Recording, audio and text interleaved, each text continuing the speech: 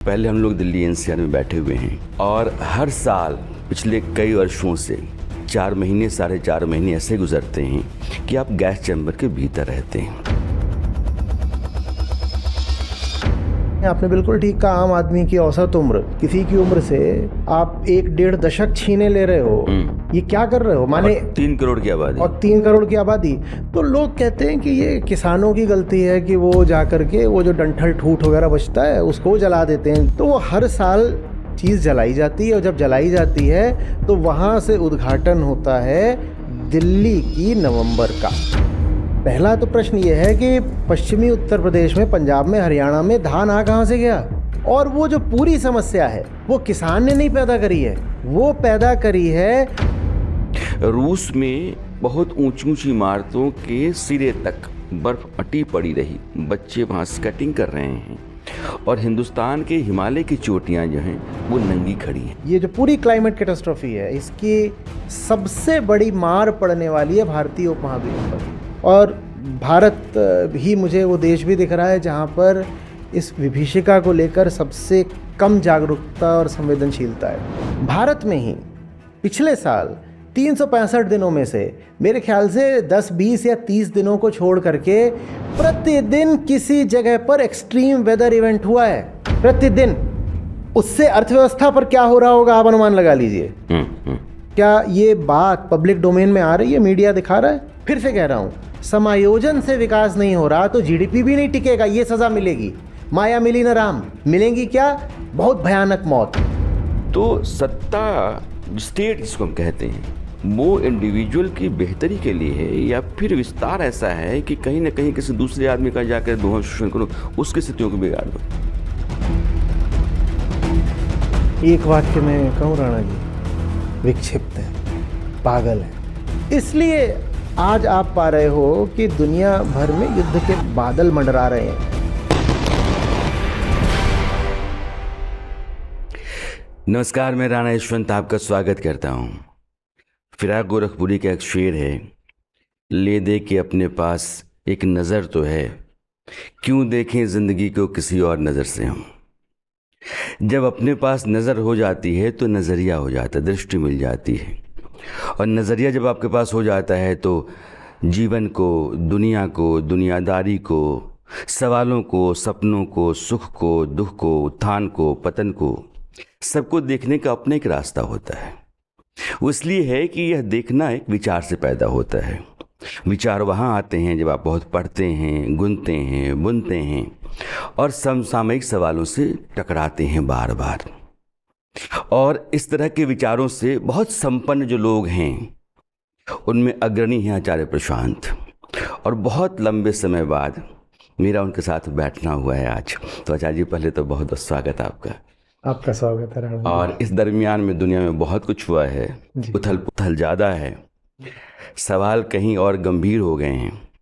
तो हमने कहा कि ये चर्चा उन सब से होकर के गुजरे तो ज़्यादा अच्छा है।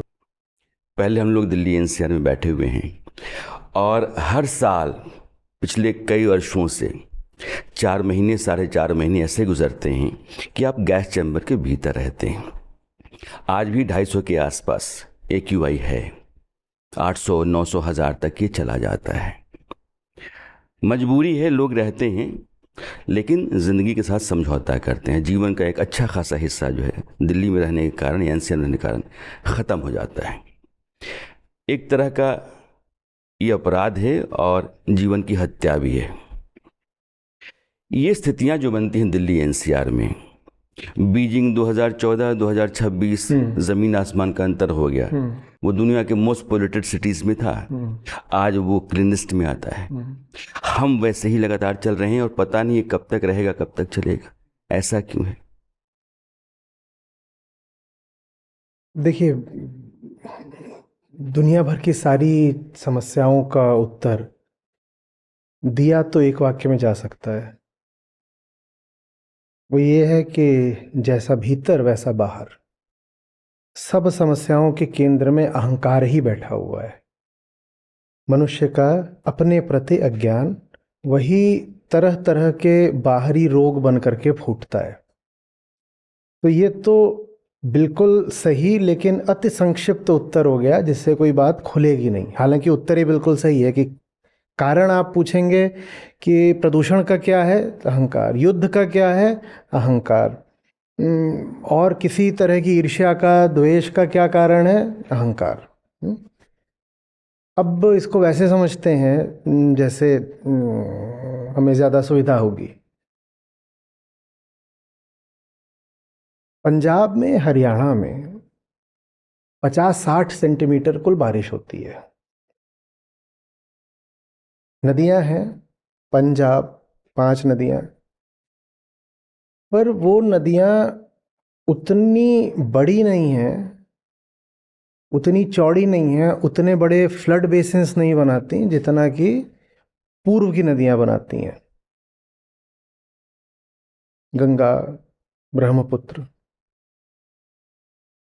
मिट्टी है, पर मिट्टी बालुई ज्यादा है तो पानी को उतना रोक करके नहीं रखती जितना कि पूरब की मिट्टी रोक करके रखती है।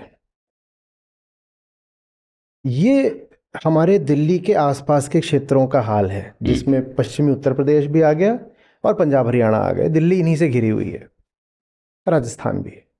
ये हमारी स्थिति है। हम एक तरह से सेमी एरिड हैं। कम से कम हम बंगाल, असम, बिहार और पूर्वी उत्तर प्रदेश की तुलना में बहुत हरे या बहुत बारिश पाने वाली जगह तो नहीं कहे जा सकते। निष्कर्ष साफ है। यहाँ धान पैदा ही कैसे हो रहा है? और जब दिल्ली के एक्यूआई की बात होती है तो हम जानते हैं उसमें से 40% योगदान तो पराली जलाने का ही है। उसके बाद आता है हमारा वेहिकुलर पॉल्यूशन और कंस्ट्रक्शन और डर्टी मैन्युफैक्चरिंग। जो वाहनों से उत्सर्जन होते हैं वो आता है, जो ठोका ठाकी चल रही है, धूल बालू उड़ते हैं, वो हवा में बिल्कुल महीन कण बन के बिखर जाते हैं। और जो जो जहाँ मैन्युफैक्चरिंग हो रही है, वो मैन्युफैक्चरिंग अगर सही तकनीक से नहीं हो रही है, उसमें डीजी सेट्स चल रहे हैं और कई तरह की वहाँ घिसाई हो रही है, तो उससे फिर, और हमारी जो फिर यहाँ पर हवा है वो एक ख़ास तरीके की ज्योग्राफी में फंसी हुई है, जिसमें कि टेम्परेचर इन्वर्जन होता है और एक बोल बनता है जिसमें आप जो जो जितना भी एमिशन कर रहे हो धूल के कणों का, वो यहीं पर अटक कर रह जाता है। वो काम तो ज्योग्राफी का है, उसका हम कुछ बदल नहीं सकते भाई। हमारी भौगोलिक स्थिति ऐसी है कि हम जितनी भी धूल उड़ाएंगे वो धूल बाहर नहीं जाएगी इन 4 महीनों में। नवंबर, दिसंबर, जनवरी, फरवरी वो यहाँ फंस कर रहेगी। नवंबर से पहले कुछ हवा चल रही होती है, मानसून वापस जा रहा होता है तो हम बचे रहते हैं। उससे और पहले बारिश रहती है तो भी बचे रहते हैं। और फरवरी के अंत में पुनः हवाएं चलनी शुरू हो जाती हैं, फिर गर्मी में लू चलनी शुरू हो जाती है, फिर बारिश आ जाती है, तो हम अपेक्षातः बचे रहते हैं। पर ये 4 महीने ऐसे होते हैं जब कोई इसमें यहाँ पर हवा वगैरह नहीं चल रही होती है। चल क्या रहा होता है? पराली जल रही होती है और बाकी सारे काम जो हमने गिने, वाहन चल रहे होते हैं, वो साल भर का काम है। और मैं कंस्ट्रक्शन चल रहा होता है, वो साल भर का काम है। इसमें मैं चुन रहा हूँ, मेरे जवाब की शुरुआत से आपको पता हुआ होगा, मैं इसमें से चुन रहा हूँ पराली को, क्योंकि वो हमें बताएगा कि कैसे कोई भी समस्या हमारे बाहर नहीं है, हमारे भीतर ही बैठी हुई। हमने ही करा है। मनुष्य का अहंकार ही दुनिया की सब समस्याओं का कारण है। तो लोग कहते हैं कि ये किसानों की गलती है कि वो जा करके वो जो डंठल ठूठ वगैरह बचता है उसको जला देते हैं। और क्यों जला देते हो? हमको बड़ा बुरा लग रहा है कि आपने जा करके जला दिया, उसकी वजह से हवा इतनी गंदी हो गई और हम उसमें मरे जा रहे हैं। आपने बिल्कुल ठीक कहा। आम आदमी की औसत उम्र, डॉक्टर कहते हैं 10 से 15 साल अगर वो एनसीआर में रहा आया तो कम हो जाएगी। ये तो निश्चित रूप से अपराध है। आपने बिल्कुल सही संज्ञा दी थी। किसी की उम्र से आप 1-1.5 दशक छीने ले रहे हो, ये क्या कर रहे हो? माने 3 करोड़ की आबादी, और 3 करोड़ की आबादी माने एक 5 लोगों का परिवार है, तो उनसे आपने कुल मिला करके लगभग 50 या 70 या 75 साल छीन लिए। एक जीवन, तो आपने एक जीवन ही छीन लिया। तो यह हत्या जैसा हो गया, एक जीवन ही पूरा आपने छीन लिया। तो ठीक है। यहाँ धान कभी होना ही नहीं चाहिए था। और अगर हम इस सूत्र को पकड़कर चलें तो आगे न जाने कितने सूत्र खुलने वाले हैं। पहला तो प्रश्न यह है कि पश्चिमी उत्तर प्रदेश में, पंजाब में, हरियाणा में धान आ कहां से गया? धान कहां से आ गया? अंग्रेजों को ये जो इलाका था ये बहुत पसंद था, विशेषकर अपने युद्धों के समय, क्योंकि यहाँ पर मैदानी इलाका होने के कारण और फ्रंटियर इलाका होने के कारण यहाँ पर जो रेलवे नेटवर्क था वो बहुत अच्छे तरीके से विकसित था। यहाँ की मंडियाँ पहले से अपेक्षितया ज़्यादा बेहतर तरीके से विकसित थी। तो अंग्रेज़ों ने यहाँ पर सीरियल्स की शुरुआत करी, कहा कि यहाँ पर गेहूँ उगेगा, गेहूँ उगेगा, और यहाँ पर नहरों का पूरा एक जाल, एक तंत्र स्थापित करा। तो प्रकृति की वजह से यहाँ पर धान उगना नहीं शुरू हुआ, प्रकृति के खिलाफ जाकर। गेहूं तो फिर भी उग जाएगा, इंटरेस्टिंग है, वो बहुत नहीं मांगता है पानी, गेहूं उग जाएगा। पर वो जो नहरों का जाल था उसका इस्तेमाल हुआ धान उगाने के लिए। अब धान मांगता है खड़ा पानी, खड़ा पानी इस इलाके में हो ही नहीं सकता। पर चूंकि अंग्रेजों ने अपने इंपीरियलिस्ट स्वार्थों के कारण इस क्षेत्र में संचार के माध्यम बनाए, सड़कें बेहतर बनाई, रेल बेहतर बनाई, मंडियां बेहतर बनाई और नहरें बेहतर बनाई, तो यहां पर पहले गेहूं की खेती शुरू हुई, फिर धान की भी खेती शुरू हो गई। ऐसे यहां शुरू हुई। वरना अंग्रेजों से पहले यहां पर क्या उगता था? यहां होता था मोटा अनाज होता था, तिलहन होता था, मक्का होता था और दालें होती थी। ये सब होता था। गेहूं और धान इधर होता ही नहीं था, विशेषकर धान तो एकदम ही नहीं होता था। गेहूं फिर भी हो जाए, धान थोड़ा बहुत होता था। कहाँ होता था? नदियों के किनारे वाले जो इलाके हैं जहां पर पानी की प्राकृतिक आपूर्ति थोड़ी उपलब्ध थी, वहां थोड़ा बहुत धान फिर भी हो जाता था।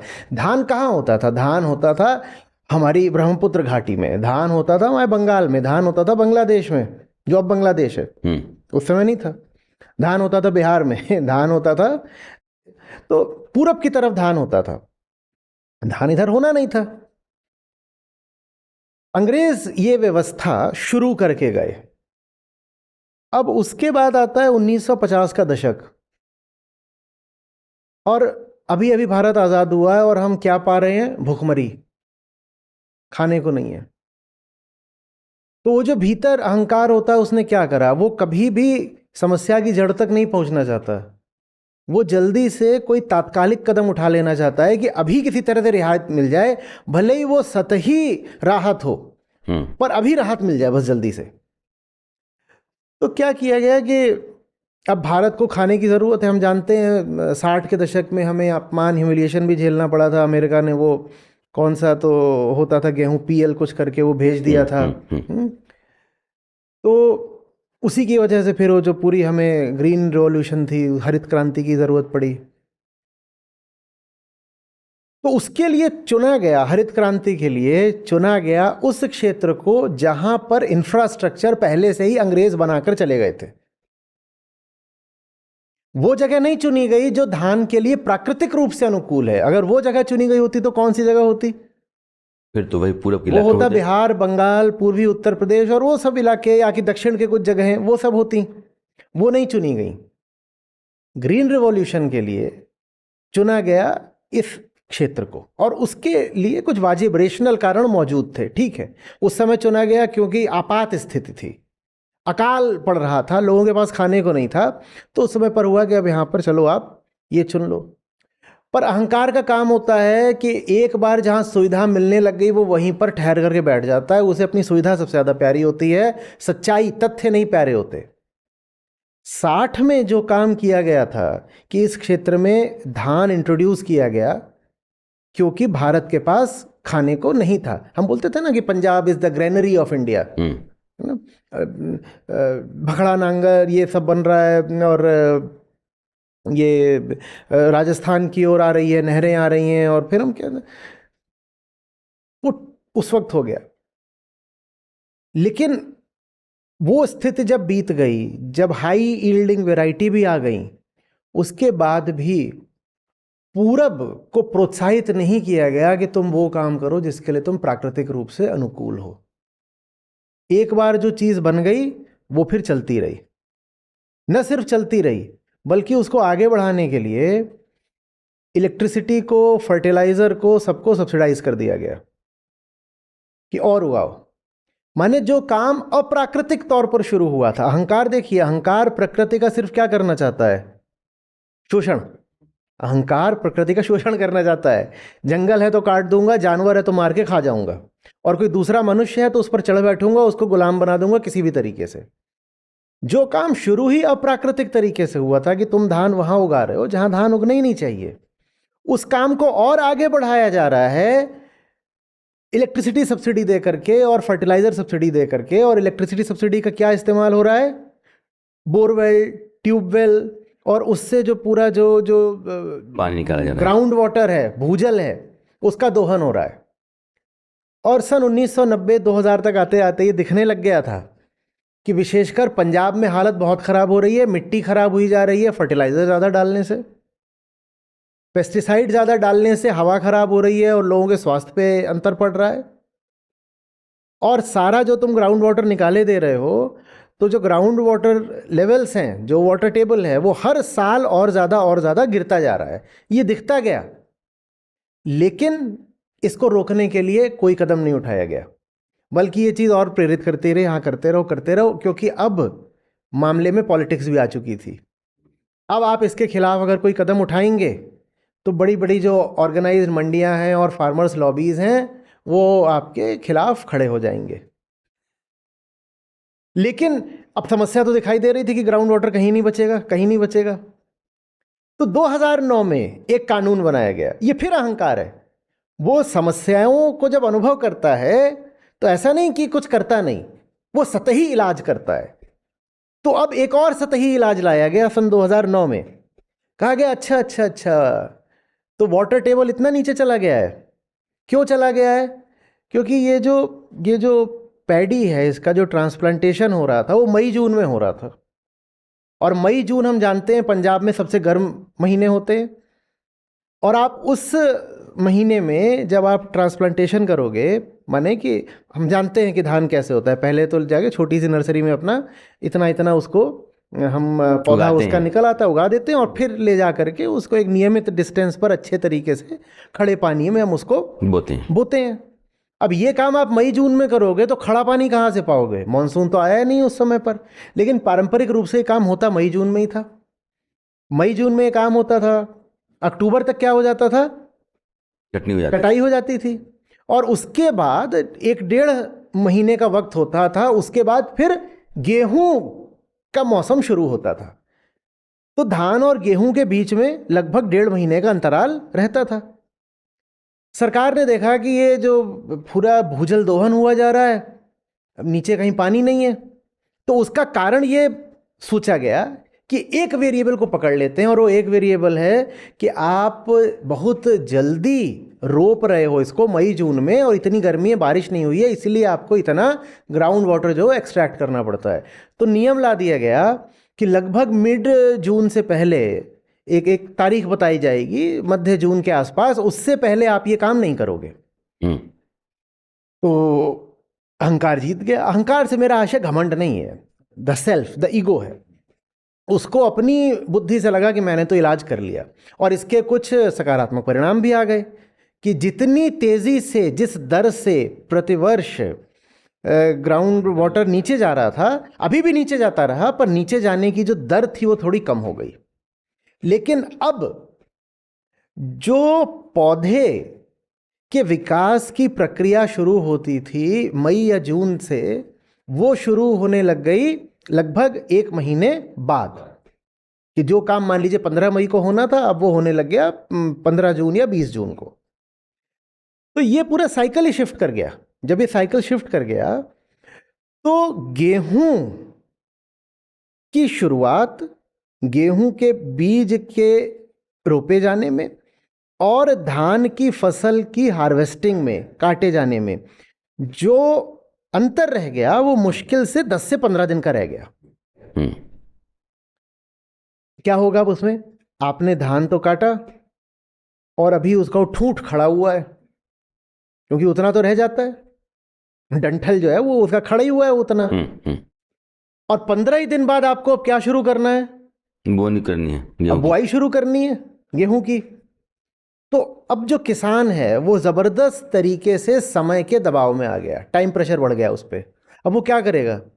आप कह रहे हो कि ये आते हैं हैप्पी सीडर्स आते हैं, वो क्या करते हैं कि ये खड़ी हुई रहेगी तो ये डंठल, इसके बावजूद बीच बीच में तुम्हारी वो गेहूं को बो देंगे, लेकिन वो बड़े महंगे होते हैं और मिलते नहीं आसानी से।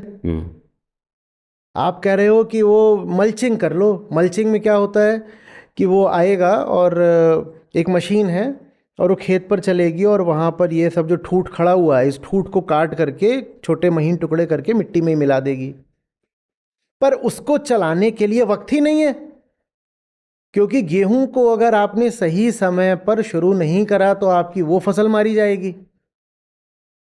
बात समझ रहे? तो किसान के पास और कोई तरीका नहीं है, वो क्या करता है? उसको जला देता है। कुछ ऐसा करा नहीं गया कि आप उसको जलाने की जगह जा करके बाजार में बेच दो, कुछ उसका कार्यक्रम निकल आए। उसके लिए जो मशीन वगैरह आपको मुहैया कराई जा सकती हैं वो कराई नहीं गई। तो वो हर साल चीज़ जलाई जाती है और जब जलाई जाती है तो वहाँ से उद्घाटन होता है दिल्ली की नवंबर का, दिल्ली के नवंबर का। और ये चीज़ सेल्फ रीइंफोर्सिंग होती है।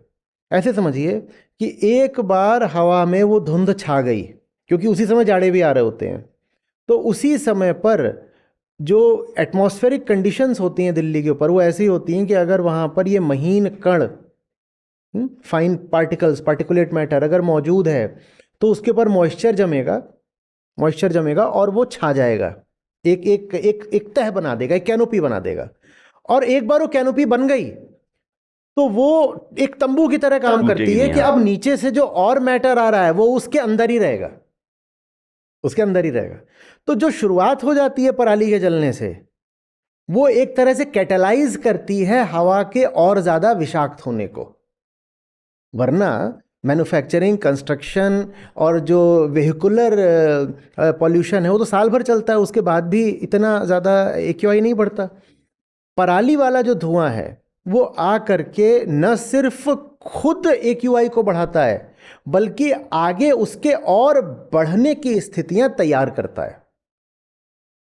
और वो जो पूरी समस्या है वो किसान ने नहीं पैदा करी है, वो पैदा करी है पिछले 100 साल की अंधी नीतियों ने।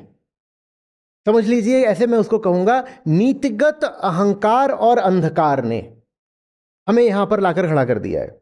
लेकिन आज जब बात होती है तो हम ऐसे कहते हैं कि जैसे किसान दोषी है, इधर है उधर है, और वास्तव में कोई ठीक से वजह भी नहीं बता पाता कि अब हम करें क्या। आप इसमें और जब भीतर जाएंगे तो आपको पता चलेगा कि हमने हर तरीके से, जैसे अहंकार मायोपिक होता है ना, कि दूरदृष्टि नहीं रखता, वो बस कहता है अभी काम चल जाए, हमने हर तरीके से अपने आप को खराब करा है।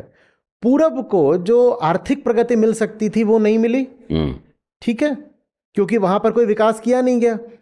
जितना विकास था इस तरीके से कि ये यहाँ से कलेक्शन होता है, बहुत कुछ होता है, पूरा एक इंफ्रास्ट्रक्चर चाहिए होता है, वहाँ मिट्टी से ले करके खरीदने वाले की प्लेट तक के बीच में, वो पूरा का पूरा वहाँ विकसित किया गया क्योंकि वहाँ पहले से ही था। क्यों पहले से था? क्योंकि अंग्रेज़ों ने करा था, उसके ऐतिहासिक कारण थे। तो उसके बाद पूरब में कहीं विकसित किया नहीं गया, तो पूरब को पैसा नहीं मिला।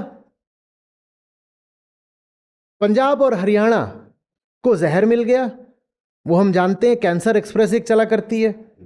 मिट्टी पूरी खराब हो गई, जो वहां पर ग्राउंड वाटर था वो बिल्कुल नहीं बचा। और दिल्ली को ये हवा का जहर मिल गया। 3 क्षेत्र हैं, तीनों मारे गए नीतिगत अहंकार के कारण। पूरब भी मारा गया, पंजाब हरियाणा और पश्चिमी उत्तर प्रदेश भी मारा गया, और इस पूरे के बीच में वो जो 3 करोड़ का NCR क्षेत्र है वो भी मारा गया। और हम सोच रहे हैं कि इसका जो कारण है वो शायद तात्कालिक होगा या स्थानीय होगा। इसका कारण ऐतिहासिक है और बहुत व्यापक है।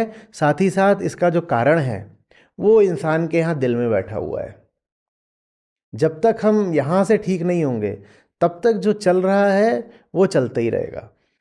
यद्यपि मैं ये भी कहूँगा कि जो चल रहा है उसको 10 वर्षों के भीतर भी ठीक करा जा सकता है। आपने चीन का नाम लिया था। नॉर्दर्न चाइना में बिल्कुल वही स्थितियां होती थीं जो कि हम अभी अपने नॉर्दर्न इंडिया में देख रहे हैं। जो मुरे डार्लिंग बेसिन है ऑस्ट्रेलिया में, वहाँ भी लगभग यही स्थितियां पैदा हो गई थीं कि गलत सरकारी नीतियों के कारण लोगों ने गलत फसलें उगानी शुरू कर दी थी। किसान के लिए वो आजीविका है। आप उसको एक रॉन्ग पॉलिसी इन्वायरमेंट में रखेंगे तो आपके नीतियों के अनुसार फैसला ले लेगा। उसको तो अपना घर चलाना है। आप हर चीज़ सब्सिडाइज करके रखोगे, वो उसका इस्तेमाल करेगा। 1 किलो जो आपकी प्लेट पर चावल आता है, 1 किलो, उसके पीछे 4 से 5 हजार लीटर पानी लगता है। 2 तरीके से मारे जा रहे हैं। पहले तो पानी निकल रहा है, और ये पानी जिस बिजली से निकल रहा है वो सब्सिडाइज्ड है। ये पानी जिस बिजली से निकल रहा है वो सब्सिडाइज्ड है। और पानी वहां से निकल रहा है जहां पानी है नहीं। वो वहां की मिट्टी वो नहीं है जिसमें बहुत पानी हो। भाई 50-60 सेंटीमीटर बारिश कितनी होती है? कुछ भी नहीं होती। असम में 250 सेंटीमीटर होती है। बंगाल में 150-200 सेंटीमीटर बारिश होती है। बिल्कुल। पंजाब में 50-60 सेंटीमीटर होती है। दिल्ली में शायद 80 सेंटीमीटर होती है। हरियाणा में भी ऐसी कुछ 60-70 सेंटीमीटर बारिश होती है। ये जगह कोई धान उगाने की है, पर कोई पूछ ही नहीं रहा कि यहां धान कहां से आ गया, ये चल क्या रहा है। जब मैंने कहा ना कि आपके पास एक दृष्टि होती है तो चीज़ों को देखने का अपना एक तरीका आपके पास होता है। आचार्य जी ने कहा कि जब कोई व्यवस्था अपने फ़ायदे के लिए गलत फैसलों को नीतियों में शामिल कर लेती है तो फिर स्थितियाँ ऐसी ही बनती हैं। ग्रीन रिवॉल्यूशन का आपने जिक्र किया। जब शास्त्री जी यानी कि लिंडन जॉनसन अमेरिका के प्रेसिडेंट हुआ करते थे और हमारी फ़ौज जब पहुंच गई पाकिस्तान में 65 की लड़ाई में, तो लिंडन जॉनसन ने कहा था कि आप अपनी फ़ौज को वापस बुलाइए, नहीं तो वो लाल गेहूं जो हम आपको भेजते हैं खाने के लिए, भूखों मर रहे हैं आप लोग, हम गेहूं देना बंद कर देंगे। और उसके बाद भारत में हरित क्रांति शुरू हुई।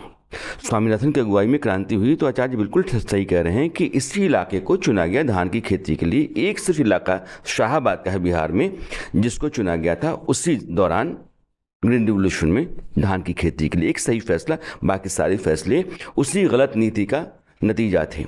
और आज आप देखिए तो आचार्य जी कह रहे हैं कि ये सिर्फ वहीं से चला आ रहा है। एक ब्रिटिश हुकूमत ने हमारे ऊपर अपना फैसला लादा और फिर अहंकार धीरे धीरे हमको इस तरह की स्थितियों में फंसा करके रखे हुए है जहां एक आदमी की औसतन जान 5 लोगों के बीच में जा रही है। अब उसमें क्या होता है ना, पूरी अर्थव्यवस्था, पूरी संस्कृति अब एक क्रॉप पैटर्न के इर्द गिर्द जम चुकी है। अब जाकर आप अचानक से उस किसान को बोलेंगे कि साहब आपको ये नहीं उगाना है, अब आप कुछ और उगाइए, आप दालें उगाइए। अब लोग कहते हैं मिलेट्स उगाओ, माने मोटा जो अनाज है उसकी बात होती है। अरे भाई इसमें उसका घर अभी चलेगा ही नहीं। उसने कर्जा ले रखा है, उसने अपना एक कॉस्ट स्ट्रक्चर बना रखा है, और आप उससे कह रहे हो कि ये बनाओ। ये उतनी अभी कमर्शलाइज्ड है ही नहीं क्रॉप। आप या तो वो पूरी व्यवस्थाएं धीरे धीरे पैदा करिए और धीरे धीरे उसको हटाना शुरू करिए। वो व्यवस्था पैदा किए बिना किसी एक व्यक्ति पर जाकर इल्ज़ाम रख देना ठीक नहीं है। जब हम देखते हैं कि ये पूरी बात एक प्रवाह में आई है जिसके केंद्र में मनुष्य का स्वार्थ, उसकी शॉर्ट साइटेडनेस और उसका आलस बैठा हुआ है। जो अभी हो रहा है दिख तो हमें रहा था 30-40 साल से कि हो तो रही है ये। मैं जब यूपीएससी की तैयारी कर रहा था उस समय भी लंबे चैप्टर्स थे कि पंजाब और हरियाणा में ये क्या हो रहा है मिट्टी में। और हमें उस वक्त पर चूँकि फिस्कल डेफिसिट बहुत बढ़ी हुई थी, तो फिस्कल डेफिसिट में ये इलेक्ट्रिसिटी सब्सिडी और फर्टिलाइज़र सब्सिडी, इनका कितना बड़ा रोल है ये आज से 25 साल पहले हम पढ़ रहे थे। ये हमें पता था, तब भी पता था। हमें ये भी पता था कि पूरी हमने मिट्टी ख़राब कर दी है, सब हम जान रहे थे। हम बदल ही नहीं रहे। क्यों? क्योंकि हमें हमारे शॉर्ट टर्म बेनिफिट्स की बहुत चिंता है।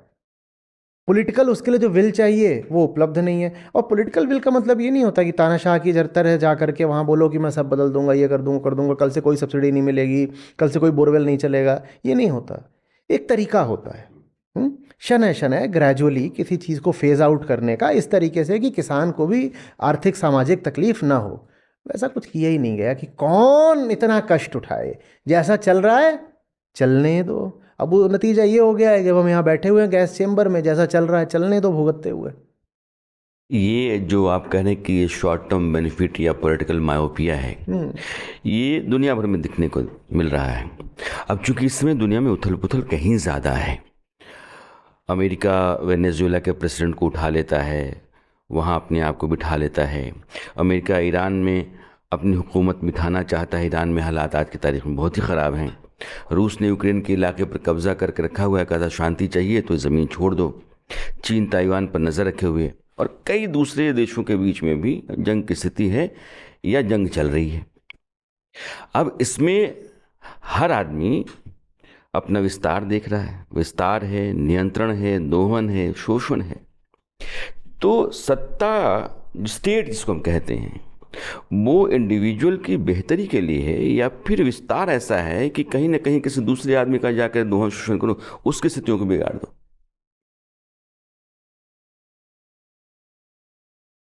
एक वाक्य में कहूँ राणा जी, विक्षिप्त है, पागल है। मुझे तो ये थोड़ा सा विचित्र लग रहा है कि हम पागलों की करतूतों की चर्चा इतनी गंभीरता से कर रहे हैं। वास्तव में इनकी हरकतों को सही जवाब यही है कि इन पर हंसा जाए। जितना हम महत्व और सम्मान देते हैं ना, इनकी करतूतों के साथ बड़े बड़े शब्द जोड़ करके, अंतर्राष्ट्रीय संबंध, जियोपॉलिटिक्स, हिस्टोरिकल अलाइनमेंट्स, ये जितनी हम महत्वपूर्ण और गुरुता भरे शब्द इन सब हरकतों के साथ जोड़ते हैं, उतना ये बात और छुप जाती है कि ये सारी बातें साइकोलॉजिकल इलनेस से निकल रही हैं। आप चाहे उसको पॉलिटिक्स बोलिए या पॉल्यूशन बोलिए, वो साइकोसिस है बस। ये पागल है और कुछ नहीं है। और आमतौर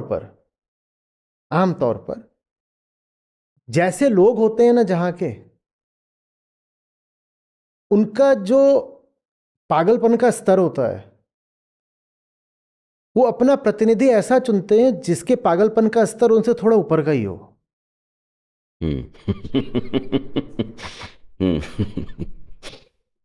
अमेरिका के जो मुखिया हैं, उनको देख के आपको और कोई विचार आता हो तो आप बता दीजिए। भाई, हमारे भी बड़े बुजुर्ग होते थे 80 साल के। परिपक्वता, मैच्योरिटी कोई चीज होती है कि नहीं होती है? इस व्यक्ति को देखकर कहीं से लगता है कि ये बुजुर्ग है, कि इसे जिंदगी ने जरा भी बड़ा करा है, मैच्योर करा है? लगता है क्या?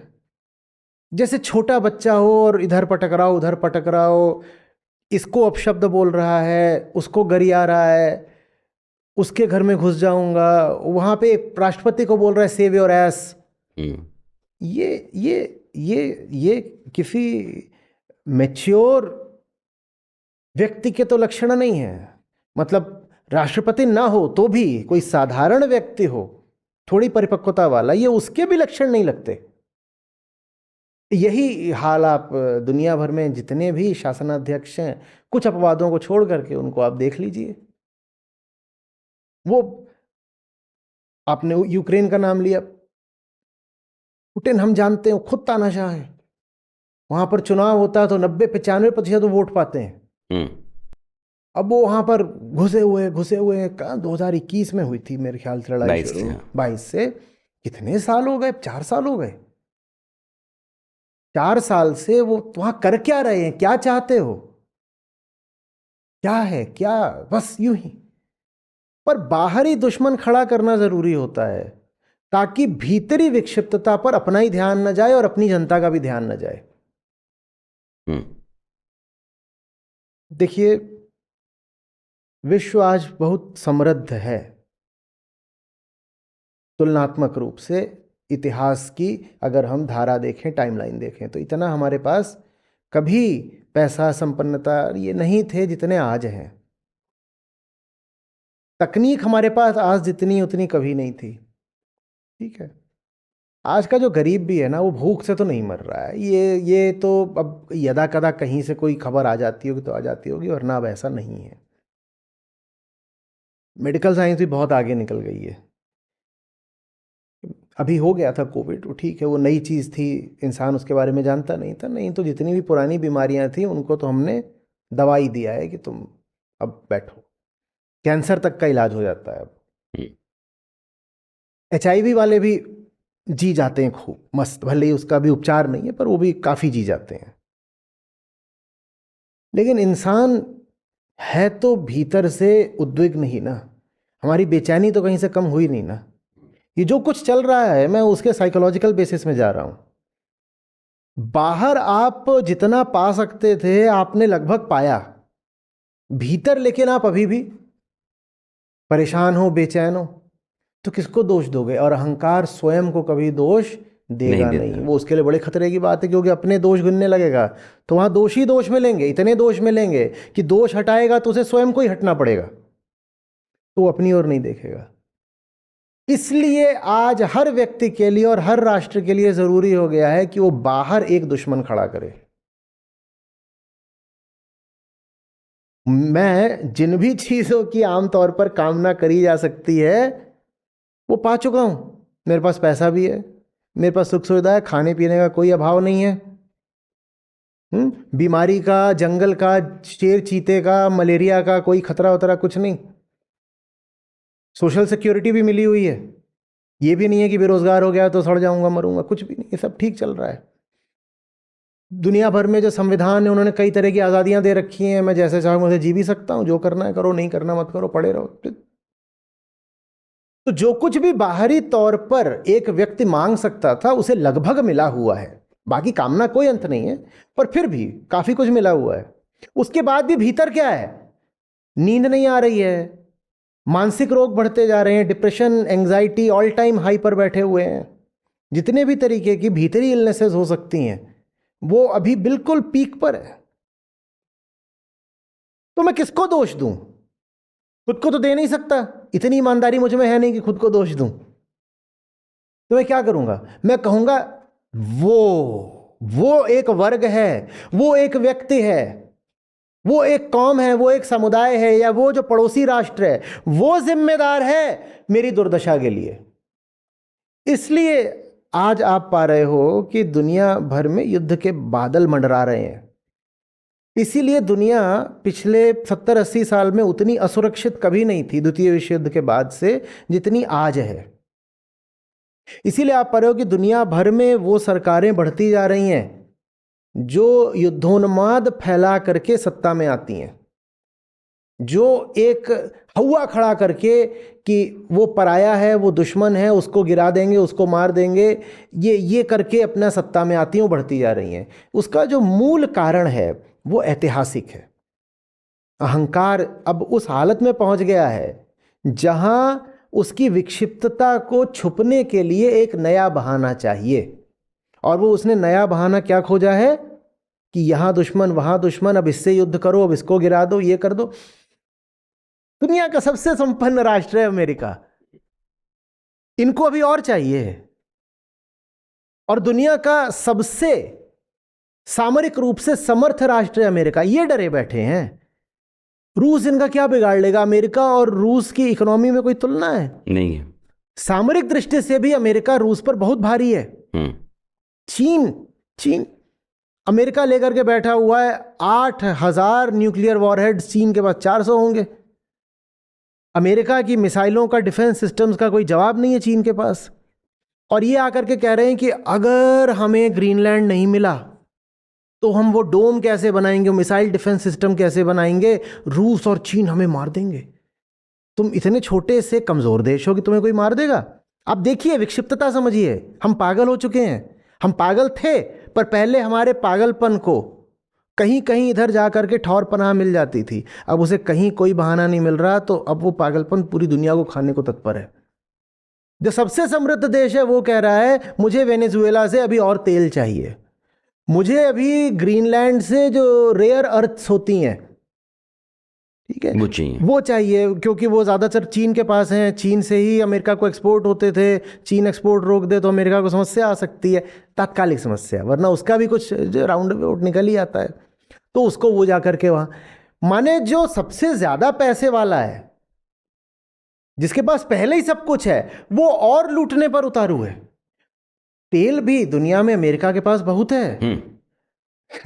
दुनिया के जो सबसे एनर्जी रिच नेशंस हैं उसमें अमेरिका उनमें अमेरिका आता है। तो उसको वेनेजुएला की कोई ज़रूरत नहीं है, सचमुच उसको ग्रीनलैंड की कोई ज़रूरत नहीं है, उसको जा करके ट्रेड डील्स के नाम पर भी दुनिया भर की कलाई मरोड़ने की भी कोई ज़रूरत नहीं है, पर वो ये सब कर रहा है। और अमेरिका कोई चैतन्य इकाई नहीं है। अमेरिका माने अमेरिका का आम आदमी, अमेरिका का राष्ट्रपति भी बस प्रतिनिधि है आम आदमी का। जो आम अमेरिकन है वो ये सब कुछ कर रहा है। आपको मालूम है अमेरिका के इन्फ्लुएंसर्स, यही सब जो रील्स और टिकटॉक वाले, ये जा करके ग्रीनलैंड में, क्योंकि वहाँ की कुल आबादी 60-70 हज़ार की है, तो थोड़े से लोग हैं, तो ये वहाँ पर जा करके लोगों को $100 के पत्ते बांटते नजर आए कि ये घूस ले लो, अमेरिका में आ जाओ, और उसकी रील बना रहे थे। आम अमरीकी पगलाया हुआ है। और जब मैं कह रहा हूँ आम अमरीकी, तो इसका मतलब ये नहीं कि बाकी लोग बेहतर हैं, ये पूरी दुनिया विक्षिप्त हो चुकी है। ये क्राइसिस साइकोलॉजिकल है, और नीचे जाएंगे तो कहूँगा आध्यात्मिक है, स्पिरिचुअल है। वही स्पिरिचुअल क्राइसिस है जो एनसीआर का पॉल्यूशन बनकर सामने आती है, और वही स्पिरिचुअल क्राइसिस है जो ग्लोबल स्टेज पर, ग्लोबल थिएटर पर इंटरनेशनल कन्फ्लिक्ट बनकर सामने आती है। आचार्य जी ने बहुत अच्छी बात कही कि दुनिया में जो सबल है, संपन्न है, वो डर का एक सिद्धांत गढ़ता है, और उस डर के बिना पर अपने अरमानों को या जो कुछ भी उसके लिए यूं नाजायज़ हो सकता है उसको जायज़ साबित करने के लिए वो बढ़ता है। ईरान है, गलत है तो अमेरिका बढ़ेगा। रूस की तरफ से हमला हो सकता है, ग्रीनलैंड ज़रूरी है अमेरिका की खातिर, इसलिए अमेरिका बढ़ेगा। तो इस तरह की जब दलीलें आप सच के तौर पर दुनिया के सामने रखेंगे तो आप अपने फैसलों को बाकी लोगों के पास जाके कह सकते हैं कि कारण मेरा बड़ा वाजिब था, हम गलत तो हैं नहीं। और ये सब गलत करने वाले जो लोग होते हैं वो सबल और संपन्न किस्म के लोग होते हैं। मोटे तौर पर आप यही कह रहे हैं। ये दुनिया तरक्की के रास्ते, जब आपने कहा कि इतना पैसा तो कभी दुनिया के पास नहीं था, इतनी संपन्नता तो कभी नहीं थी, दुनिया आपस में मिल बैठ करके बात भी करती है। अभी दावोस में इंटरनेशनल समिट होता है, इस बार भी हुआ, सब ने मिलजुल करके ट्रेड डील्स किए और हम आपके बीच में ट्रेड बढ़ाएंगे, कोऑपरेशन बढ़ेगा, ऐसा है वैसा है। जब तरक्की इतनी रफ्तार में है और सबको सब कुछ अब मिलने लगा है, तो उसकी एक दूसरी तस्वीर उभरती है। रूस में बहुत ऊंची ऊंची इमारतों के सिरे तक बर्फ अटी पड़ी रही, बच्चे वहाँ स्केटिंग कर रहे हैं, और हिंदुस्तान के हिमालय की चोटियां जो हैं वो नंगी खड़ी हैं। तो यह भी तो विकास के जरिए ही पैदा हुआ होगा। देखिए, आपने बहुत महत्वपूर्ण मुद्दा उठाया राणा जी। देखिए, जो क्लाइमेट क्राइसिस है ना, हम उसकी विभीषिका को साफ देखने से बच जाते हैं। वो जो 1.5 डिग्री सेंटीग्रेड का आंकड़ा है उसके कारण, क्योंकि एक औसत आंकड़ा है, औसत आंकड़ा है। 1.5 डिग्री जो है वो बहुत प्रचलित है आम जनमानस में। 2030 तक 1.5 डिग्री के नीचे रखना है, ये पेरिस एग्रीमेंट ने बोला था। फिर 1.5 डिग्री के लगभग विश्व का औसत तापमान बढ़ चुका है, ये हम आज जानते हैं कि जितना विश्व ग्लोबल जो एवरेज टेम्परेचर राइज है वो लगभग 1.5 डिग्री अब होने जा रही है। तो 1.5 डिग्री में ज़्यादा लगता नहीं है। और ये जो 1.5 डिग्री है ना, ये बड़ा मिसलीडिंग है। क्यों मिसलीडिंग है? क्योंकि ये एक एवरेज है। आर्कटिक वाला जो क्षेत्र है वहाँ जो टेम्परेचर राइज है और जो टेम्परेचर वेरिएशन है वो शेष दुनिया की अपेक्षा 3 गुना है। अच्छा। 1.5 डिग्री तो वैसे एक एवरेज है, हम्म। समझ रहे हैं। ऐसा भी हो सकता है कि कहीं पर 9 डिग्री ज्यादा हो औसत से, और कहीं पर 5 डिग्री 7 डिग्री कम हो औसत से, लेकिन वो कुल मिलाकर के ऐसा लगेगा कि औसत से 2 ही 3 डिग्री इधर उधर है। तो हम कहेंगे 2-3 डिग्री तो कुछ भी नहीं होता, जैसे एसी में 24 डिग्री 26 डिग्री होता है तो कोई बहुत फर्क थोड़ी महसूस होता है। तो वैसे ही अगर ग्लोबल वार्मिंग है, उसमें थोड़ा बढ़ गया 2 डिग्री तो क्या फर्क पड़ता है। 2 डिग्री नहीं है, वो 10 डिग्री हो सकता है। हम्म। 10 डिग्री और 10 डिग्री ऊपर भी हो सकता है, 10 डिग्री नीचे भी हो सकता है। बात औसत के ऐसे बढ़ने की नहीं है, जो उसका मीन के अराउंड फ्लक्चुएशन है वो जबरदस्त तरीके से एम्पलीफाई होने वाला है। हम्म।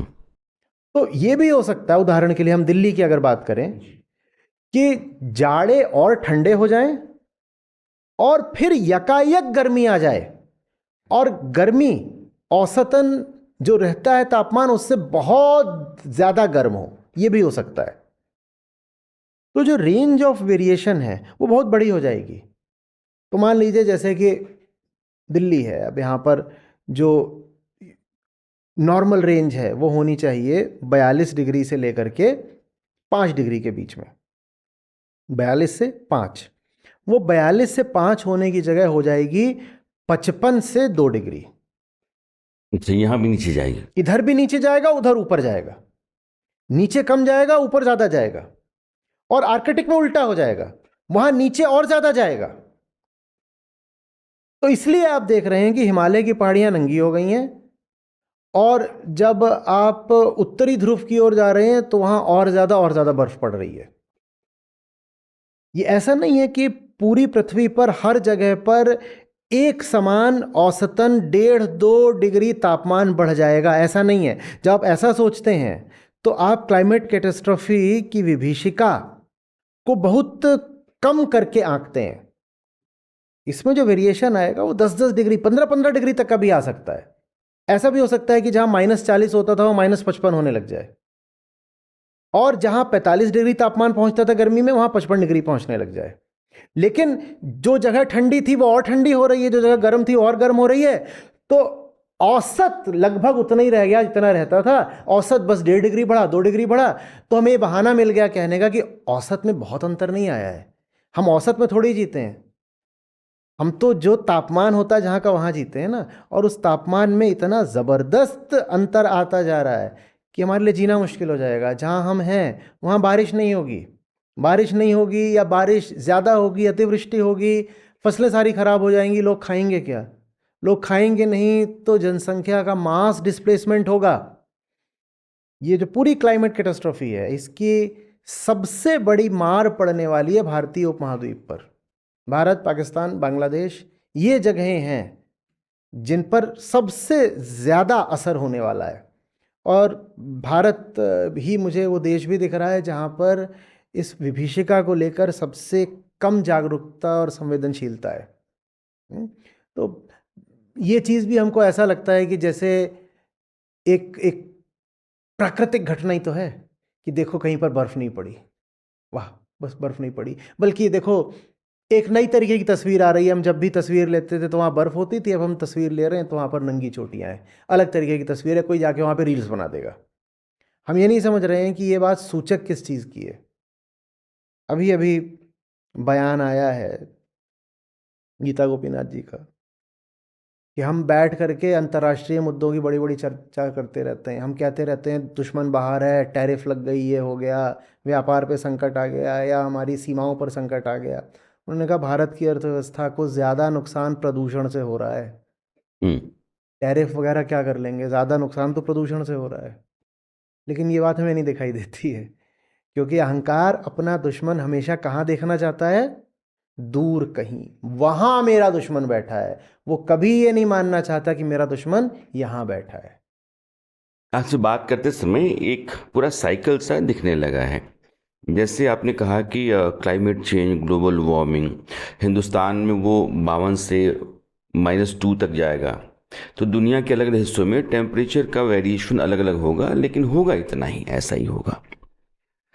दूसरी बात यह है कि भारत जैसे देश में आप कह रहे हैं कि सबसे अधिक असर होगा, जबकि भारत जैसे देश और बाकी देशों का भी ये दावा है कि वो लगातार तरक्की के रास्ते पर हैं।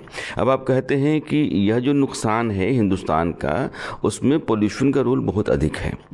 पॉल्यूशन है तो ये तरक्की के जितने भी साधन संसाधन इंतज़ाम हैं उनका भी उससे कोई लेना देना है। और हम अपने ग्रोथ को, अपनी गति को नापते हैं जीडीपी से। एक पैमाना दुनिया ने तय किया है कि जीडीपी ग्रोथ रेट ठीक है तो हम बहुत अच्छा हैं। और एक दूसरा रास्ता होता है कि आप देखिए कि ह्यूमन डेवलपमेंट इंडेक्स क्या है, एसडीआई क्या है, और ये दोनों एक दूसरे के विपरीत खड़ा नजर आते हैं। यह जो जीडीपी के जरिए किसी भी देश की तरक्की, आर्थिक वृद्धि को मापने का रास्ता है या पैमाना है, ये आम इंसान के लिए कितना सही है, इसमें नैतिकता कितनी शामिल है, पर्यावरण को लेकर के संकट कितना शामिल है, और इसके अलावा एक आम आदमी की बेहतरी या उसके वेलफेयर की जो जिम्मेदारी स्टेट की होती है वो कितना शामिल है।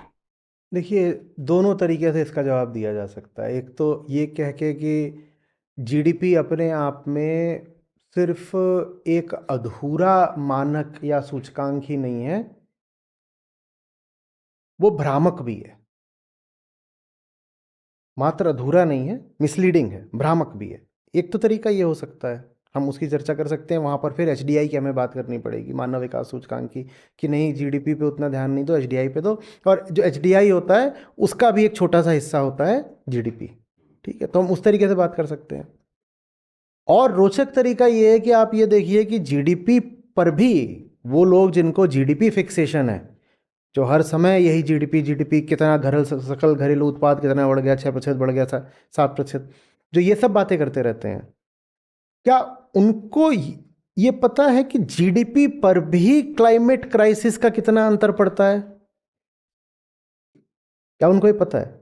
हम जो बिल्कुल सही, श्रेष्ठ, नैतिक और तथ्यात्मक रास्ता है वो तो ये होगा कि हम कहें कि बताओ, इंसान की वेलफेयर के लिए होता है कोई भी इंडेक्स, ठीक है, तो क्या जो ह्यूमन वेलफेयर है वो सचमुच जीडीपी से प्रोपोर्शनल है? एक तो ये सवाल कर सकते हैं, और ये सवाल बहुत बार किया जा चुका है, इसका उत्तर भी आ चुका है। ग्रोथ वर्सेस डेवलपमेंट का जो पूरा डिबेट रहता है उस पर उत्तर आ चुका है कि development is a much bigger thing than just numerical growth, वो हमें पता है। लेकिन फिर भी बहुत लोग हैं जो जीडीपी से ऑब्सेस्ड रहते हैं। उनकी आसक्ति इसी से है कि बताओ और कितना ज़्यादा पैदा हो रहा है। जैसे घर में होता है ना कि अपनी इनकम कितनी बढ़ी, तो जीडीपी नेशनल इनकम ही तो है, तो नेशनल इनकम कितनी बढ़ी, नेशनल इनकम कितनी बढ़ी। तो मैं उनसे सवाल करना चाहता हूं कि क्या उनको पता है कि नेशनल इनकम पर भी क्लाइमेट चेंज कितने बिलियन डॉलर का असर डाल रहा है? क्या उनको ये पता है? प्रतिवर्ष हम 4 ट्रिलियन की अपने आप को अर्थव्यवस्था बोलते हैं, उस 4 ट्रिलियन में कितने बिलियन डॉलर हमने होम कर दिए प्रदूषण को और क्लाइमेट को? क्या ये बात पब्लिक डोमेन में आ रही है? मीडिया दिखा रहा है? ये कैसे है? हर तरीके से है ना। फसलें सबसे पहले तो, जो क्रॉप पैटर्न्स हैं वो डिसरप्ट हो रहे हैं। भाई, एक फसल है वो एक तापमान मांगती है, वो एक मौसम में एक मात्रा की बारिश मांगती है, कई बार वो खड़ा पानी मांगती है, कई बार वो मांगती है कि हवाएं बहुत ज़ोर से ना बहें, नहीं तो वो फल हैं वो नीचे गिर सकते हैं। क्लाइमेट चेंज का मतलब है कार्बन डाइऑक्साइड जो है वो रेडिएशन को सोख रहा है, और जो वातावरण है उसकी ऊर्जा बढ़ गई है। ये जो हमारा एटमॉस्फेयर है ये एक्सेस एनर्जी से लोडेड है। वो एक्सेस एनर्जी हर रूप में दिखाई देती है। सबसे प्रकट रूप तो उसका तापमान ही है जी। किसी सिस्टम में एक्सेस एनर्जी होगी तो आप कहोगे टेम्परेचर राइज है, वो एक तरीका है उसके दिखने का। दूसरा क्या तरीका है? अतिवृष्टि। इतनी एनर्जी है, उसे टेम्परेचर राइज होगा, टेम्परेचर राइज होगा तो ज़्यादा वहाँ पर जो साइकिल है आपका, कन्वेक्शनल साइकिल है, वो बढ़ेगा, बारिश बढ़ सकती है। तीसरा क्या तरीका है जब एनर्जी ज़्यादा होगी? अंधड़, तूफान, साइक्लोन्स, टाइफून्स। अब कैसे फसलें पैदा हो जाएंगी? तो सबसे पहले तो एग्रीकल्चर की खाट खड़ी होती है। आप अगर सर्च करेंगे कि इंडियन एग्रीकल्चर को आज से 10 साल बाद नहीं, बीते साल ही सन 2025 में ही क्लाइमेट चेंज की वजह से कितना नुकसान हुआ, तो जो आंकड़ा आएगा आप देखकर हैरत में पड़ जाएंगे। और फिर जब आप खोजेंगे कि जो ग्लोबल एग्रीकल्चर है उसको कितने का नुकसान हुआ है, तो आप और हैरत में पड़ जाएंगे। और हम इस बात को छुपाए बैठे हैं। और अब मैं आपको एक इशारा देता हूं, जो ग्लोबल लॉस है क्लाइमेट चेंज की वजह से, वो ट्रिलियंस ऑफ डॉलर में या तो पहुंच चुका है या शीघ्र ही पहुंचने वाला है। अभी मैं इस पर तो आ भी नहीं रहा कि जीडीपी बनाम एचडीआई। मैं कह रहा हूं एचडीआई को छोड़ो, तुम्हें एचडीआई नहीं समझ में आता। एचडीआई कहता है कि बताओ लोग पढ़े लिखे कितने हैं, बताओ लोग संतुष्ट कितने हैं, बताओ लोगों की औसत आयु कितनी है, इलाज की व्यवस्था क्या है, इलाज की व्यवस्था क्या है, बताओ महिलाओं को समान अधिकार दे रखे हैं कि नहीं दे रखे हैं। ये सब बातें आती हैं एचडीआई में। या कि जेंडर एम्पावरमेंट मेजर जीईएम, उसमें ये सब, वो हटाओ, तुम्हें वो नहीं देखना। तो क्योंकि आपको लगता है कि ये सब तो सॉफ्ट बातें, हमें सॉफ्ट मतलब नहीं, we want hard power, and hard power is there in money, है ना। तो आपका जो हार्ड पावर है क्लाइमेट क्राइसिस, उसको भी खाई जा रही है। ग्लोबल मेडिकल एक्सपेंसेस कितने बढ़ गए हैं क्लाइमेट क्राइसिस की वजह से, ये हम देखना भी नहीं चाहते हैं। भारत में ही पिछले साल 365 दिनों में से मेरे ख्याल से 10, 20 या 30 दिनों को छोड़ करके प्रतिदिन किसी जगह पर एक्सट्रीम वेदर इवेंट हुआ है, प्रतिदिन। उससे अर्थव्यवस्था पर क्या हो रहा होगा आप अनुमान लगा लीजिए। कभी केरल में हो रहा है, कभी उत्तराखंड में हो रहा है, कभी बंगाल में हो रहा है, उड़ीसा में हो रहा है, राजस्थान में हो रहा है। हमको ऐसा लगता है तो प्राकृतिक आपदा है, उसमें प्राकृतिक कुछ नहीं है, वो क्लाइमेट क्राइसिस है। मैं आपको एक इशारा दिए देता हूं, आप कोई भी प्राकृतिक आपदा पढ़िए, चाहे सूखा, चाहे बाढ़, चाहे भूस्खलन या तूफान, आप कोई प्राकृतिक, चाहे जंगल में आग लग गई है, कि चाहे जंगल में पानी इतना भर गया कि जंगली जो जानवर थे वो सब बह गए, मर गए, आप किसी भी तरह की, किसी भी कोण से कोई प्राकृतिक आपदा आप पढ़िए, वो 99% क्लाइमेट चेंज का ही दुष्परिणाम है, वो और कहीं से नहीं आ रही है। पर यह बात मीडिया सामने लेकर के नहीं आता है। तो हमको ऐसा लगता है कि क्लाइमेट चेंज तो कोई दूर की बात है, कोई भविष्य की बात है, किसी और के देश की बात है, आर्कटिक की बात है, सहारा की बात है। वो सहारा की नहीं बात है, वो हमारे घर की बात है। फिर से कह रहा हूं, बाकी पूरी दुनिया क्लाइमेट चेंज की उपेक्षा करे, नजरें फेर ले, फिर भी समझ में आता है, जस्टिफाई हो जाता है। गाज तो हम पर गिरनी है, भारतवासियों पर गिरनी है, और इधर ये पाकिस्तान बांग्लादेश बैठे हैं, हमारे ही पुराने हिस्से, इन पर गिरनी है। पाकिस्तान में जो बाढ़ आई थी वो प्राकृतिक बाढ़ थी। जो भी हो रहा है वो क्लाइमेट क्राइसिस की वजह से ही तो हो रहा है, और वो जीडीपी को भी काटे दे रहा है बिल्कुल। जीडीपी ग्रोथ रेट कितने परसेंटेज पॉइंट से कॉम्प्रोमाइज हो रहा है, और अगले 10 साल में और कितना कॉम्प्रोमाइज होगा क्लाइमेट क्राइसिस की वजह से, वो आप खुद ही देख लीजिए। तो ह्यूमन डेवलपमेंट ऐसी मजेदार चीज है कि अगर वो नहीं होगा ना तो जीडीपी भी नहीं बचेगा। ये जीडीपी वर्सेस एचडीआई की डिबेट नहीं है।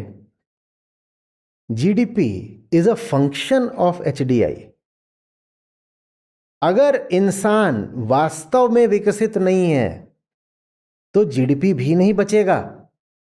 हमारा जो मेंटल मॉडल है वो फ्लॉड है। हम सोचते हैं कि कुछ लोग होते हैं जो प्रकृतिवादी होते हैं, वो प्रकृति के साथ हार्मोनी में, सामंजस्य से रहते हैं, है ना, और दूसरे लोग होते हैं जो गो गेटर्स होते हैं, वो प्रकृति को काट कूट के इमारतें बनाते हैं और तरक्की करते हैं। हम सोचते हैं कि जो पूरी बहस है वो इन दो मॉडल्स के बीच में है। नहीं साहब, नहीं नहीं नहीं। जो प्रकृति को काट कूट रहा है उसने अपनी जो अर्थव्यवस्था बनाई है वो भी कट कुट जाएगी, वो नहीं बचेगी। अगर होलिस्टिक ह्यूमन वेलफेयर, अगर होलिस्टिक डेवलपमेंट, सस्टेनेबल डेवलपमेंट नहीं है, और सस्टेनेबल डेवलपमेंट में मात्र प्रकृति का विकास नहीं आता, मनुष्य भी प्रकृति है, मनुष्य का विकास भी आता है। यदि मनुष्य और प्रकृति का समायोजन से विकास नहीं हो रहा तो जीडीपी भी नहीं टिकेगा, ये सजा मिलेगी। माया मिली न राम। आप गए थे एचडीआई की कुर्बानी दे करके क्या बनाने, जीडीपी। आपको सजा ये मिलेगी कि एचडीआई से तो हाथ धोया ही, जीडीपी भी नहीं मिलेगा। मिलेंगी क्या, बहुत भयानक मौत, तरह तरह की बीमारियां, इकोनॉमिक कोलैप्स, सोशल कोलैप्स, मास माइग्रेशन, पॉलिटिकल अपहीवल, यहां तक कि नेशनल यूनिटी और इंटीग्रिटी पर भी खतरा आ सकता है। ये अगर क्लाइमेट चेंज का असर ऐसा है कि बहुत बड़ी तबाही दुनिया की तरफ लेकर के आ रहा है। हाँ। और आप कहते हैं कि तबाही जितनी बड़ी होती है उसके चलने की आहट बहुत कम सुनाई पड़ती है, धीरे धीरे धीरे धीरे होता है, पता चलता है कि सबको वो लीलता हुआ चला गया। दुनिया को इसकी चिंता क्यों नहीं है? क्योंकि जब विकास की बात होती है, कारोबार व्यापार की बात होती है, तो ऐसा लगता है कि global warming, climate change, pollution, ये अपने आप में सबसे बड़ा रोड़ा है, इसको हटाओ दरकिनार को, इसकी क्यों सोचना है? हाँ, तो देखिए ये भी तो एक माइंडसेट है। देखिए कारण जो है ना वो बहुत मज़ेदार है, और वो आपको वहाँ ले जाएगा जहाँ से सबको शुरुआत करनी चाहिए। वो आपको सीधे अध्यात्म में ले जाएगा। मैं कोई भी बात बोलूँ वो वहीं चली जाती है कि समस्या की जड़ तो अहंकार ही है, तो समाधान फिर अध्यात्म ही है। देखिए इंसान ने और भी समस्याएं झेली हैं पर्यावरण से संबंधित पिछले 100-50 सालों में, पर उनका मोटे तौर पे हमने सामना कर लिया। उसमें जिन समस्याओं को हमने सुलझा लिया उल्लेखनीय है ये जो ओजोन क्राइसिस हुई थी। क्यों सुलझा लिया? क्योंकि वो एक बाहरी समस्या थी जिसका हमारे जीवन के एक छोटे और बाहरी क्षेत्र से लेना देना था। साहब आपके फ्रिज में और एसी में ये क्लोरोफ्लोरोकार्बन्स इस्तेमाल होते थे, ठीक है, और यही ऊपर जाते थे और ऊपर जो ओजोन थी उससे प्रतिक्रिया करके ओजोन को खत्म कर देते थे, ये थी। और हमें इस बात का श्रेय मिलना चाहिए कि लगभग 20 साल के अंदर अंदर वो पूरी जो समस्या थी, जो एक समय बहुत बड़ी लग रही थी, क्योंकि वो ओजोन है, वो जो अल्ट्रावायलेट रेडिएशन है उसको रोकती है, तो हमारी खाल वाल बचाती है, और समुद्री जो जीवाश्म होते हैं उनको भी बचाती है, कई तरीके के काम करती है वो ओजोन लेयर। देखने में भी लग रहा था बड़ा खतरा है, लेकिन हमने उस खतरे को जीत लिया। इतना ही नहीं, वो जो छेद हो गया था जिसको एक समय पे कहते थे कि कई फुटबॉल मैदानों के बराबर हुआ जा रहा है, वो छेद भी अब धीरे धीरे भर गया है, और मुझे लग रहा है अगले 5-10 साल में शायद खबर थी कि वो पूरा ही भर जाएगा। क्यों जीत लिया? और कार्बन डाइऑक्साइड को क्यों नहीं जीत पाएंगे? ओजोन को कैसे जीत लिया और कार्बन डाइऑक्साइड से हार क्यों होगी? यहां अहंकार आता है, क्योंकि ओजोन में आपकी जिंदगी का एक बाहरी कमरा शामिल था। एक छोटी सी बात थी, फ्रिज और एसी चल जाएगा। कार्बन डाइऑक्साइड में आपकी जिंदगी का कोई बाहरी कमरा नहीं, आपकी केंद्र शामिल है। आप अपने आप को जो समझते हो वही बदलना पड़ेगा अगर कार्बन डाइऑक्साइड का उत्सर्जन कम करना है तो। इसीलिए इंसानियत कार्बन डाइऑक्साइड से हार रही है, और मुझे आशंका है कि हारेगी, शायद बहुत देर हो चुकी है। देखिए हम जो कुछ भी कर रहे हैं ना, जो कुछ भी कर रहे हैं वो सब कार्बन एमिटिंग है, सब। और जो कुछ विशेषकर हमें बहुत अच्छा लगता है, अहंकार को हमें, माने ये जो भीतर झूठ बैठा हुआ है जिसको मैं बोलते हैं, उसको ज़्यादातर चीज़ें जो जीवन में सबसे ज़्यादा पसंद है वो वही हैं जिसमें ज़्यादा से ज़्यादा कार्बन एमिशन होता है। अब अगर कार्बन एमिशन रोकना है तो क्या करना पड़ेगा? जो भीतर बैठा है उसको ही बदलना पड़ेगा ना, क्योंकि उसका और कार्बन का चोली दामन का साथ है। जो भीतर ईगो बैठा है और जो कार्बन एमिशन है वो बिल्कुल साथ साथ चल रहे हैं, हैंड इन ग्लव, एकदम साथ साथ। बात समझ रहे हैं? उदाहरण के लिए आप बोलते हो मुझे खुश होना है, और खुशी आपको मिलेगी स्विट्जरलैंड में घूम घाम के। मैं खुश कैसे होऊंगा? मैं संस्कारित हूं सोचने के लिए कि मैं जब फॉरेन वेकेशन पे जाऊंगा तो मुझे खुशी मिलेगी। अब स्विट्जरलैंड जाओगे, वो हवाई जहाज पे चढ़ करके आपको अपनी वेकेशन का कार्बन फुटप्रिंट शायद पता भी ना हो, लेकिन वो जो वेकेशन है जिससे इस मैं को बड़ी खुशी मिलती है, वो वेकेशन बिना जबरदस्त CO2 एमिशन के आ ही नहीं सकती। आपको बहुत खुशी मिलेगी कि मेरा बेटा है, मैं उसकी धूमधाम से शादी करूंगा, वो जो आप धूमधाम से शादी करोगे उसका एक ह्यूज कार्बन फुटप्रिंट होगा, पर उससे आपको खुशी मिलेगी। हमारी सारी खुशियाँ, अहंकार की सारी खुशियाँ और सारी उत्तेजनाएं, सारे एक्साइटमेंट्स, उसकी सारी सफलताएं, सारी सक्सेसेस कार्बन एमिशन से ही जुड़ी हुई हैं। तो अगर कार्बन एमिशन रोकना है तो भीतर जो बैठा हुआ है उसको पूरी तरह बदलना पड़ेगा। वो कहता है कि बधाई हो राणा जी, आपने बहुत बड़ी गाड़ी खरीदी। अब बड़ी गाड़ी का मतलब होता है माइलेज और कम होगा। बड़ी गाड़ी का मतलब होता है कि कंजप्शन बढ़ जाएगा, आप और कार्बन एमिट करने वाले हो। बात समझ में आ रही है? बधाई हो राणा जी, आपको कुछ मिल गया, चलिए पार्टी दीजिए। और पार्टी का मतलब होता है कार्बन एमिशन अब और बढ़ेगा। सफल आदमी ही वही है जिसका कार्बन फुटप्रिंट इतना बड़ा हो। आपको खुशी होती नहीं है कि आप कार्बन एमिट करना शुरू कर देते हो। अरे आपको तो दुख भी होता है तो और कार्बन अपना बढ़ा देते हो। आप मुझे कोई अपनी भावनात्मक उत्तेजना की स्थिति बता दीजिए जो कार्बन न्यूट्रल हो, जिसमें आप कार्बन एमिशन न करते हो। हमारा अहंकार कार्बन की ही खुराक पर पलता है। तो अब बताइए आप, ये जो कार्बन क्राइसिस है, क्लाइमेट क्राइसिस कार्बन क्राइसिस है, CO2 क्राइसिस है, ये कार्बन क्राइसिस आप कैसे सुलझा लोगे? Ego equals carbon. कार्बन हटाने के लिए ईगो हटाना पड़ेगा। इसलिए इंसान यहां हारेगा, क्योंकि ईगो मरना स्वीकार कर सकती है, मिटना स्वीकार नहीं करेगी। वो कहेगी भले ही सारी प्रजातियां विलुप्त हो जाएं, पूरी पृथ्वी बर्बाद हो जाए और अंततः पूरी मनुष्यता भी विलुप्त हो जाए, लेकिन मैं सर नहीं झुकाऊंगा, मैं बदलने को, मिटने को, गलने को राजी नहीं हूं। ये अहंकार है। Ego equals carbon. इसीलिए इसमें पॉलिसी मेजर्स काम नहीं आएंगे, इसीलिए इसमें टेक मेजर्स काम नहीं आएंगे, इसमें स्पिरिचुअल मेजर ही काम आ सकता है। ये ओजोन क्राइसिस की तरह नहीं है, ये बहुत ज़्यादा गहरी बात है। इसका रिश्ता इंसान के दिल से, इंसान के अहंकार से है, और उसको हम संबोधित नहीं कर रहे। हम सोच रहे हैं कुछ बाहरी उपाय करके, जोड़ तोड़ करके हम किसी तरीके से क्लाइमेट क्राइसिस को रोक लेंगे। वो नहीं होने वाला। आचार्य जी जो कह रहे हैं बहुत दिलचस्प, इसलिए मैं बार बार बातचीत करने के लिए आता हूँ। ईगो मतलब हमारा अहंकार, और अहंकार जो है वो फौरी इलाज ढूंढता है, वो हॉलिस्टिक सोल्यूशन की तरफ जाता नहीं है, और नहीं जाता है तो ये संकट सारा जो कुछ भी खड़ा है उसके कारण ही है। हम थोड़ी देर पहले जब बात कर रहे तो आपने कहा कि हर आदमी जो है वो अपने भीतर नहीं झांकने के लिए अपने ईगो की तरफ वो जाके देखे और खुद से बहुत विचलित हो जाए। इससे बेहतर है कि वो दुश्मन पैदा कर ले। दुश्मन के नाम पर वो जो कुछ भी करेगा उसके सिर पर मर देगा। और मैं इसको अगर देश के भीतर देखता हूँ तो राजसत्ता है, समाज सत्ता है, धर्म सत्ता है, सबके बीच में आप देखते हैं कि एक दुश्मन या कुछ भी एक कारण तैयार कर लो और उस कारण के नाम पर जो कुछ भी करना करते चले जाओ।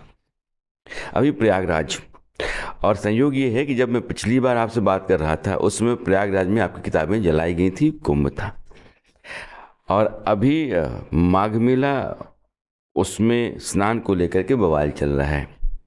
शंकराचार्य अमृतेश्वरानंद वो कहते कि मैं शंकराचार्य हूँ, मेला प्रशासन कहता है कि आप तो हो ही नहीं, मामला सुप्रीम कोर्ट में चला गया है। देश का सारा संत समाज जो है वो दो धड़ों में बटा हुआ है। उसी ईगो के चलते मैं कह रहा हूँ कि वो एक आदमी को आप पॉइंट आउट करते हैं।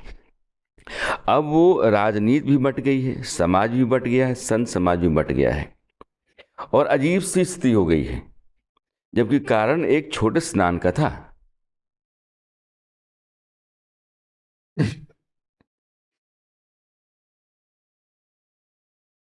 राणा जी, मैं उस व्यवस्था से पूरी तरह बाहर का हूँ। तो मतलब मेरा कोई उस पर लोकस स्टैंडाई है नहीं। मेरे अधिकार क्षेत्र से बाहर की हैं ये सब ऑर्गेनाइज रिलीजन की बातें हैं। ये जो है ना आयोजित धर्म, परंपरागत जो पूरी व्यवस्था चली है धार्मिक, ये उसकी बातें हैं। आपको पूरी तरह पता है मेरे लिए परंपरा का मतलब परम होता है। मैं अपने सवाल को बदलता हूँ। मैं ये कहता हूँ कि धर्म जो है, जिसको आप लोक धर्म कहते हैं, शोर बहुत है उसमें। तो धर्म का जो गांभीर्य था, उसका जो महात्म्य था, वो हल्का हल्का सा होता हुआ सा महसूस होता है। ये ऐसा क्यों है? तो आप हल्का हल्का सा ही क्यों बोल रहे हो? पूरी तरह ही बोल दीजिए, तो सच्चाई है। ये सब जो हम देखते हैं धर्म के नाम पर होते हुए, उससे धर्म की कोई हल्की या थोड़ी हानि थोड़ी ही होती है, आप बहुत अच्छी तरह जानते हैं। दिल टूटता है, धर्म खिलौना बन गया, मजाक बन गया।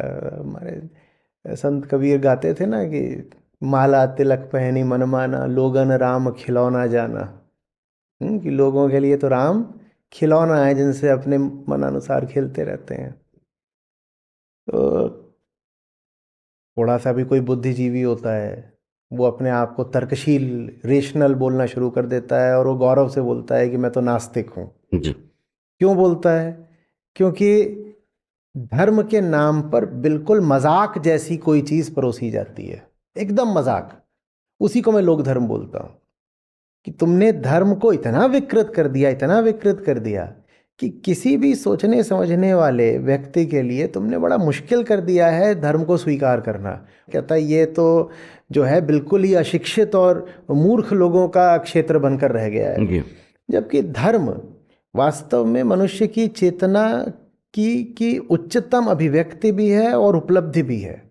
धर्म को वो होना चाहिए था, लेकिन धर्म के नाम पर यही पाखंड करके और बहुत अपरिपक्व सा व्यवहार करके और झूठ मूठ की लड़ाइयाँ और तर्क और गुटबाजी और ये और वो, यही सब कर कर के धर्म को खराब कर दिया है।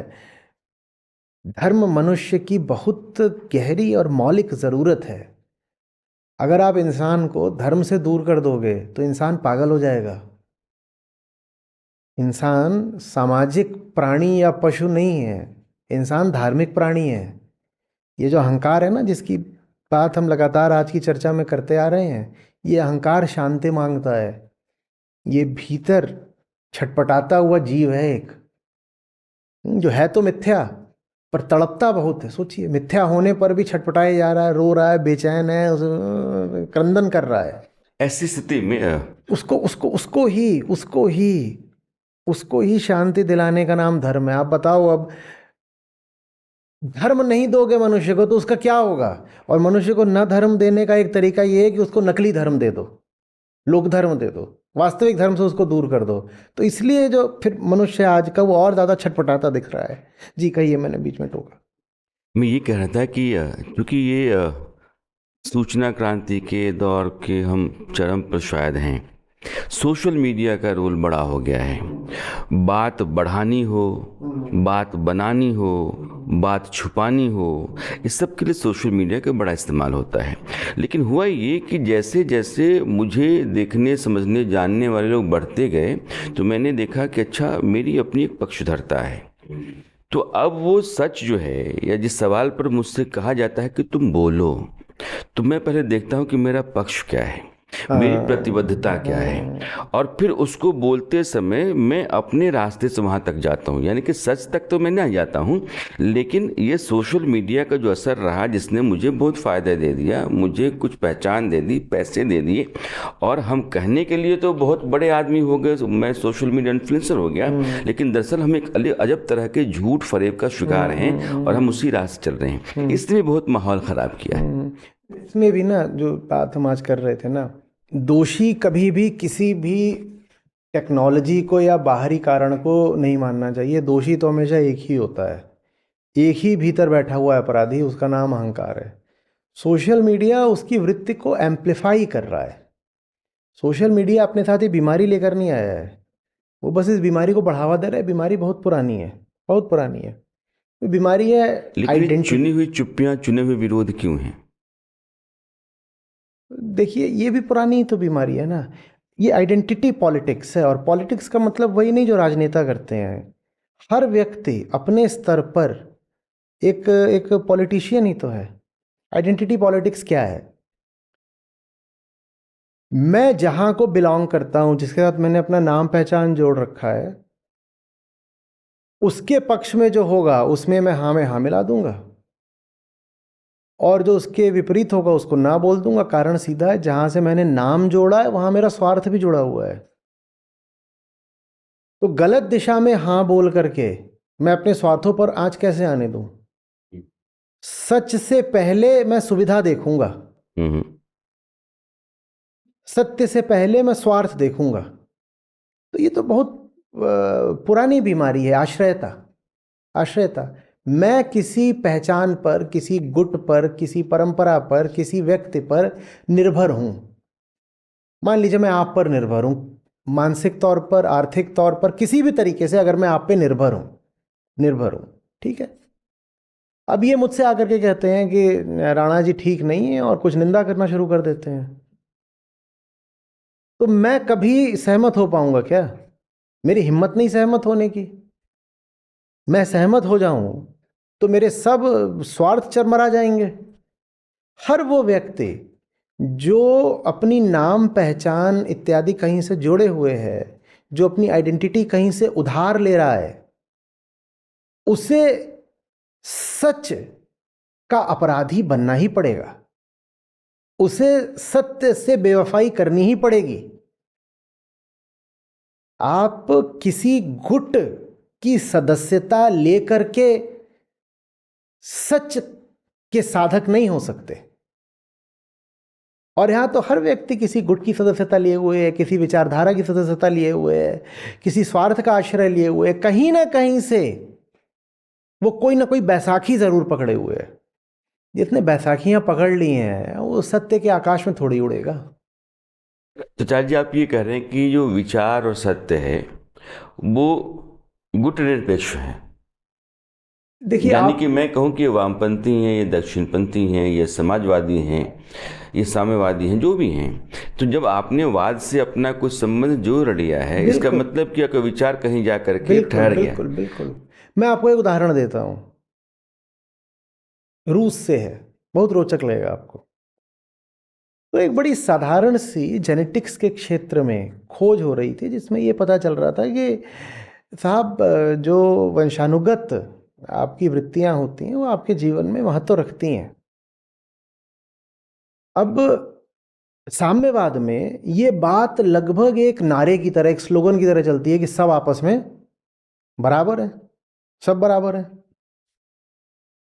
और वहां पर एक खोज निकल के आ गई कि जिसमें पता चल रहा है कि नहीं, लोगों में जन्मगत भेद भी होते हैं।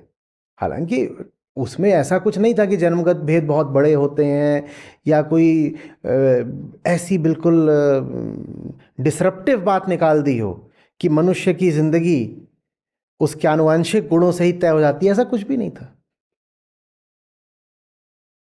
पर रूस में इस बात को न सिर्फ दबा के रखा गया, बल्कि पूरी कोशिश करके इसके खिलाफ पेपर्स प्रकाशित किए गए।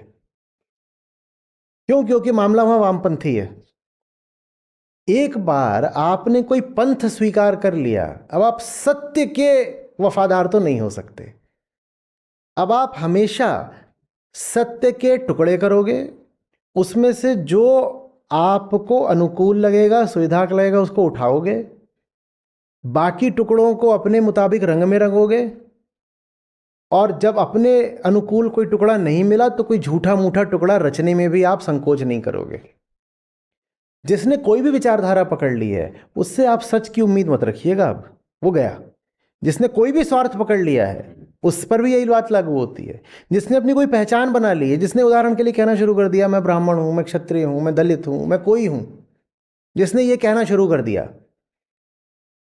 अब आप उससे सेक्टेरियन व्यू तो ले सकते हैं, हॉलिस्टिक नहीं हो सकता। हाँ, कि भाई तुम्हारे वर्ग का क्या मत है ये बता दो, तुम्हारी कौम का, तुम्हारे समुदाय का, तुम्हारे संप्रदाय का क्या मानना है, क्या विचार है, क्या कामना है, ये बता दो।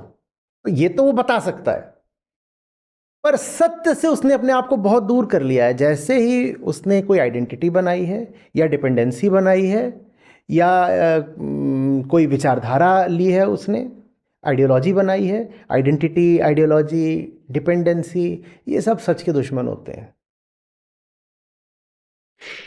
इसमें एक बात चूंकि अभी बहुत चर्चा में है और देश में उसको लेकर खलबली भी है, हालांकि इस तरह का प्रश्न बार बार उठता रहता है, क्योंकि धर्म किसी समुदाय को एक पहचान देता है, तो अलग अलग पहचान के लोगों के समूह हैं, अलग अलग धर्म मोटे तौर पर, और उनके अपने स्वार्थ और वर्चस्व की जो कामना है वो टकराती रहती है, तो उसके चलते संघर्ष चलता है। अभी भारत में यह बात कई हलकों से संत समाज के भीतर से आई कि हिंदू समाज को एक संकट है, खतरा है, आने वाले समय में अपनी आबादी को बढ़ाते चले जाओ, नहीं तो एक दिन अल्पसंख्यक होगे तो कभी लेबनान हो सकता है, कोसोवो हो सकता है, इस तरह के हालात सूडान हो सकता है, भारत में भी पैदा हो सकते हैं। जी।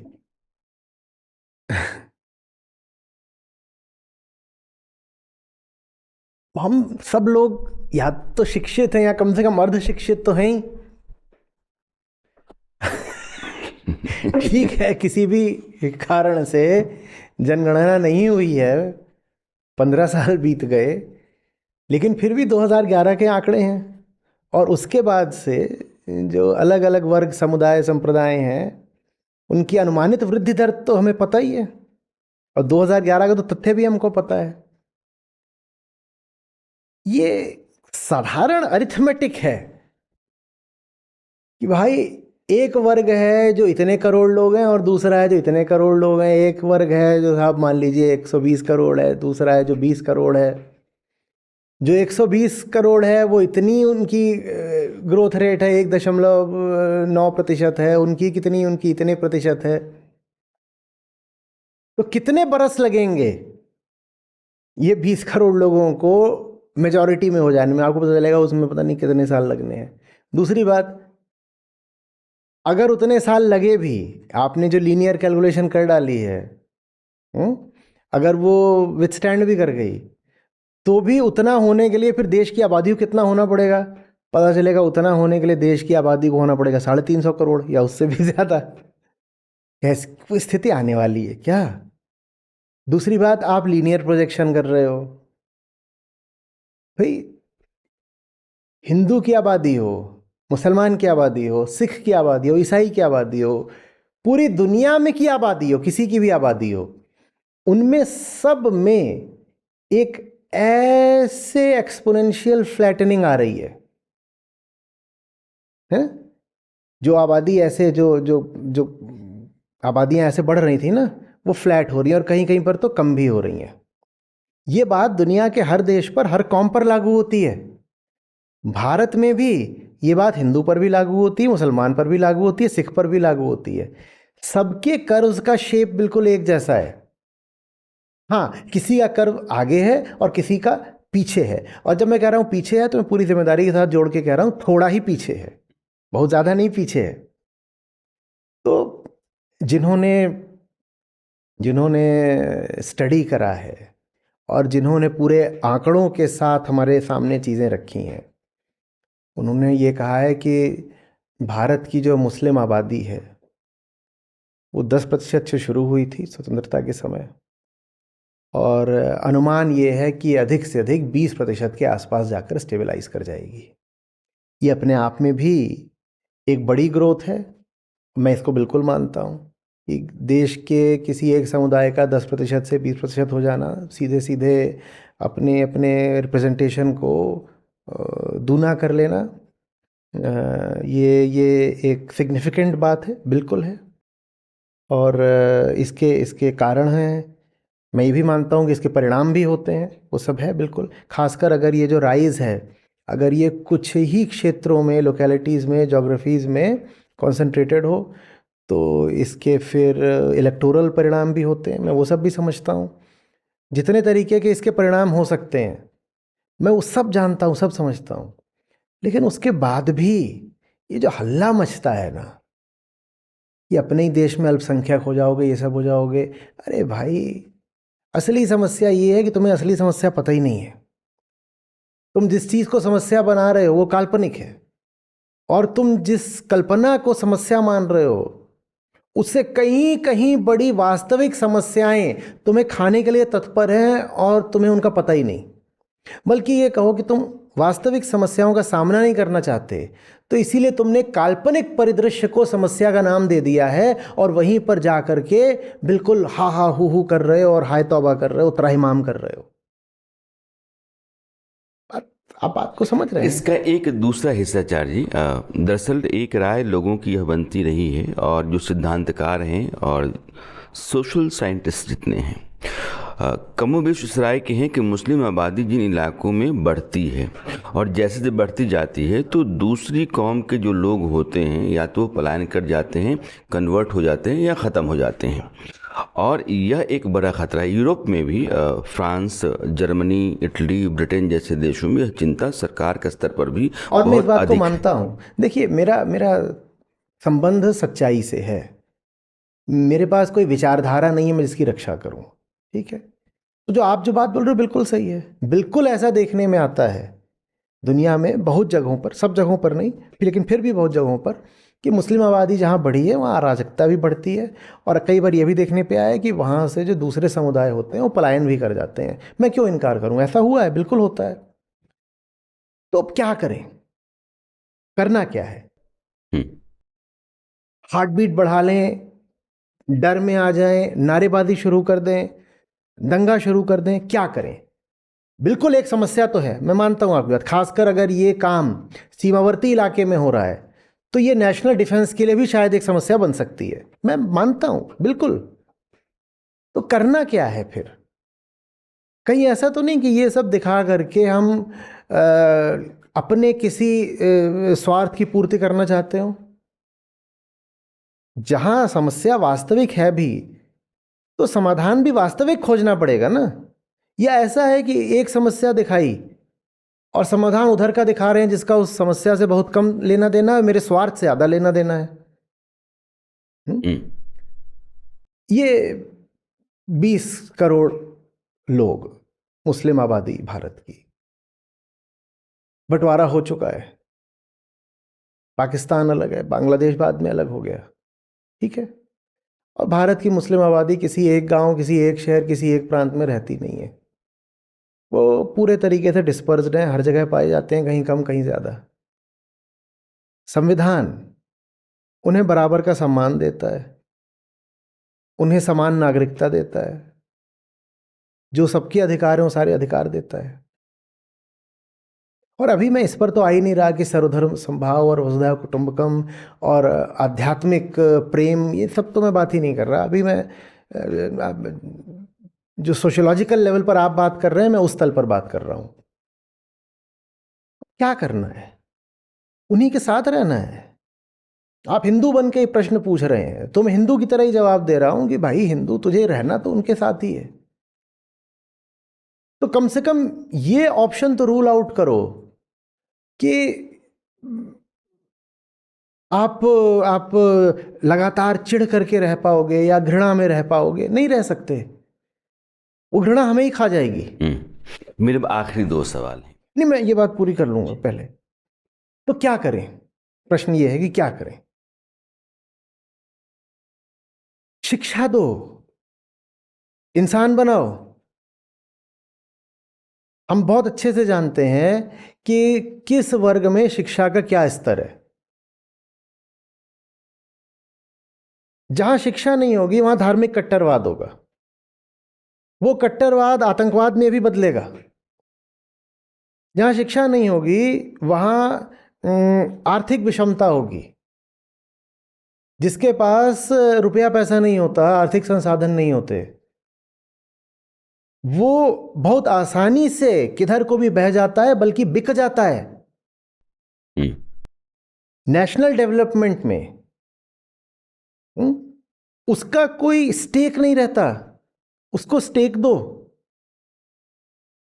बात समझ रहे हैं? अब ये बात सुनने में अजीब लगेगी, हम कहेंगे अच्छा तो कोई बदमाशी कर रहा है, इस बदमाशी के बदले में हम उसको इंसेंटिव और दें। हाँ प्रोत्साहन दें और प्रेरित करें और इंसेंटिव दें। तो मैं कह रहा हूं कि आप उसको इंसेंटिव मान रहे हो, मैं उसको नेशनल इंटीग्रेशन मान रहा हूं। मुझे मेरे राष्ट्र की चिंता है। आप कोई और तरीका बता सकते हो तो बता दो, और तो मुझे तो कोई तरीका नहीं दिखाई देता, और ना और कोई तरीका होना चाहिए। भाई 2 चीजें, अशिक्षा और दरिद्रता, जिनमें पहले आती है अशिक्षा। भारत राष्ट्र को शिक्षा कंपलसरी करनी पड़ेगी सबके लिए, समझ रहे हैं? और शिक्षा का संबंध न सिर्फ सामाजिक व्यवहार से है, बल्कि आबादी की वृद्धि दर से भी है। ये भी हम बहुत अच्छे से जानते हैं। बहुत बार बोला जाता है this is the contraceptive, that is the contraceptive. एक बड़ी उसमें सशक्त बात होती है, education is the biggest contraceptive. अगर इस बात से भी बहुत खतरा लग रहा है कि एक वर्ग की आबादी बढ़े जा रही है, लोग कहते हैं ना इतने बच्चे पैदा करते हैं, इतने बच्चे पैदा करते हैं, मैं खुली बात कर रहा हूँ क्योंकि इसी तरीके से हमारे चारों ओर आवाज़ें सुनाई पड़ती हैं। अब छुपाने से फ़ायदा क्या जी, 100 बच्चे पैदा करते हैं, 4 बीवियाँ होती हैं, 40 बच्चे होते हैं। अगर मैं ये मान भी लूँ कि इस बात में सच्चाई है, तो बताओ कैसे रोकें अब इसको? किसी के घर में घुस करके तो उसको बच्चा पैदा करने से नहीं रोक सकते ना। कैसे रोकोगे? कैसे रोकोगे? एजुकेशन, एजुकेशन से ही रोकोगे। इसी में उसकी भी भलाई है, इसी में राष्ट्र का भी कल्याण है। फिर जिसने 40 बच्चे पैदा कर भी लिए, पता नहीं किसने कर लिए, कोई होगा, लेकिन किसी ने अगर कर भी लिए हैं 40 बच्चे, तो उन 40 बच्चों की हालत क्या होगी? भूख से मर रहे होंगे, बिलबिला रहे होंगे इधर उधर। उनके लिए भी अच्छा यही है कि वो 40 बच्चे पैदा ना हो, और उसका तरीका यही है, शिक्षा। शिक्षा। हमने ये थोड़ी सी गड़बड़ करी आज़ादी के बाद। हमने एजुकेशंस ऑफ हायर लर्निंग तो बहुत सारे बनाए, लेकिन जो ग्रास रूट एजुकेशन थी, साधारण शिक्षा, प्राथमिक माध्यमिक, उस पर बहुत कम ध्यान दिया। तो ये जो बहुत बड़ा तबका है ना, इसने पढ़ाई लिखाई करी ही नहीं। कुछ तो परंपरा ऐसी उनकी, कुछ धार्मिक कट्टरता ऐसी, और कुछ सामाजिक और राष्ट्रीय स्थितियां ऐसी कि शिक्षा वहाँ तक बहुत कम पहुँची। अब शिक्षा जब कम पहुँचेगी तो फिर उसके व्यवहारगत परिणाम देखने को मिलेंगे, और वो परिणाम अच्छे नहीं होंगे। वो परिणाम हम सब भुगत रहे हैं, और सब परेशान हैं। जैसे आप परेशान हैं ना इस बात से, मैं भी परेशान हूँ, क्योंकि राह चलते आप अच्छी तरह जानते हो, हमें पता है, सच्चर कमीशन की रिपोर्ट आई थी कि एक संस्थान ज़रूर है जहाँ मुस्लिमों की बिल्कुल बहुमत में भागीदारी है। क्या? भारतीय जेल। भारतीय जेल कि अपराधों में सबसे आगे रहते हैं। अब अपराध तो ऐसे आपके साथ हो सकता है, मेरे साथ भी हो सकता है। और अगर ये बात निकल के आ रही है कि आबादी में भले 15-18% हो, पर अपराधों में 50-60% हैं, तो कल को तो मेरे साथ भी कोई अपराध कर सकता है ना, मेरी ही हत्या कर दे, मुझे ही लूट ले, मेरा ही सर फोड़ दे। तो ये बात सबको परेशान करने वाली है, और हम सबको बहुत सोच समझ के शांति से इसका कुछ समाधान निकालना पड़ेगा। समाधान नारेबाजी नहीं हो सकता, समाधान वोट बैंक पॉलिटिक्स नहीं हो सकता। समाधान ऐसा होना चाहिए जो राष्ट्र की एकता अखंडता को बचाकर चले। समाधान ऐसा होना चाहिए जिसमें, मैं अभी आध्यात्मिक सिद्धांत इसमें लाना नहीं चाहता, क्योंकि जो लोग इस तरह की बातें करते हैं उनके सामने अध्यात्म की बात करो तो कहते हैं ये आ गए देखो अव्यवहारिक बातें करने। तो मैं इसमें कोई आध्यात्मिक अभी सुगंध लाना भी नहीं चाहता हूँ। लेकिन अगर हम सीधे सीधे रियल पॉलिटिक बात करें, व्यवहारिक बात करें, तो भी शिक्षा ही समाधान है, और क्या है। आचार्य जी, एक बड़ी चिंता है और वो शिक्षा के दायरे से ही आती है। बार बार वो खबरों की दुनिया को खत बताती है और फिर वैसी ही एक खबर दोबारा आती है। जेई और नीट की तैयारी कर जो बच्चे हैं 15, 16, 17 साल के, वो खुदकुशी कर रहे हैं, और ये तादाद लगातार बढ़ती चली जा रही है। दबाव है, मैं मानता हूँ कि वो करियर बनाने का दबाव है।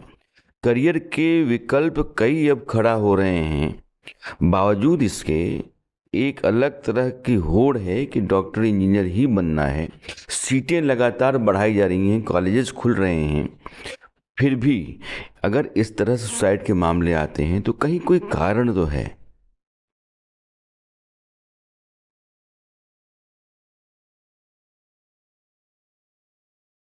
आईआईटीज में पिछले साल 15 आत्महत्याएं हुई। पिछले 5-10 सालों में शायद ही कोई साल रहा होगा जब आईआईटीज में, सारी आईआईटीज मिला करके 1-2 दर्जन आत्महत्याएं न हुई हो। ठीक है, वहाँ से बाहर निकलो तो ये जो पूरी कोचिंग इंडस्ट्री है, जिसमें एक शहर ही पूरा बसा हुआ है कोचिंग के लिए, कोटा, इनमें शायद सैकड़ों आत्महत्याएं होती हैं, हजारों में होती हैं, बहुत सारी आत्महत्याएं होती हैं। तो आईआईटी के अंदर कुछ हो रहा है। अभी मैं आईआईटी दिल्ली में था तो वहाँ ये सवाल उठा था कि यहाँ पर हमारी काउंसलिंग सेल तो है, लेकिन फिर भी कैंपस में स्ट्रेस के और डिप्रेशन के इतने केसेस हैं कि संभाले नहीं जा रहे। और यही हाल आईआईटी खड़गपुर गया था मैं नवंबर में, तो वहाँ मुझे बताया गया था कि मेंटल हेल्थ का क्या करें, कैंपस में बड़ी समस्या है।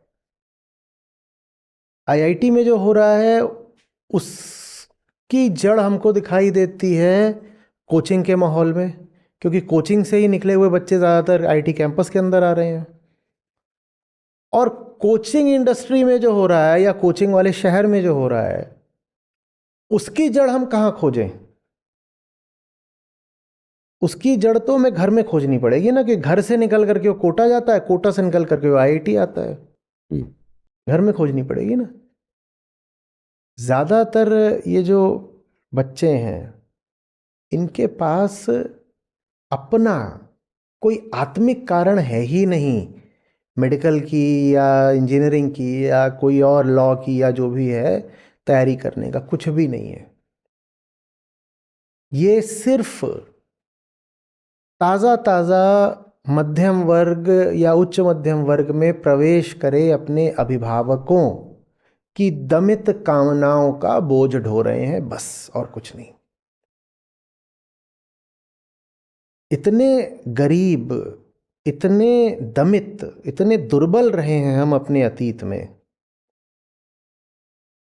कि अब जब किसी तरीके का अवसर सामने आया है तो हम बहुत जल्दी ही सब खा पी लेना चाहते हैं।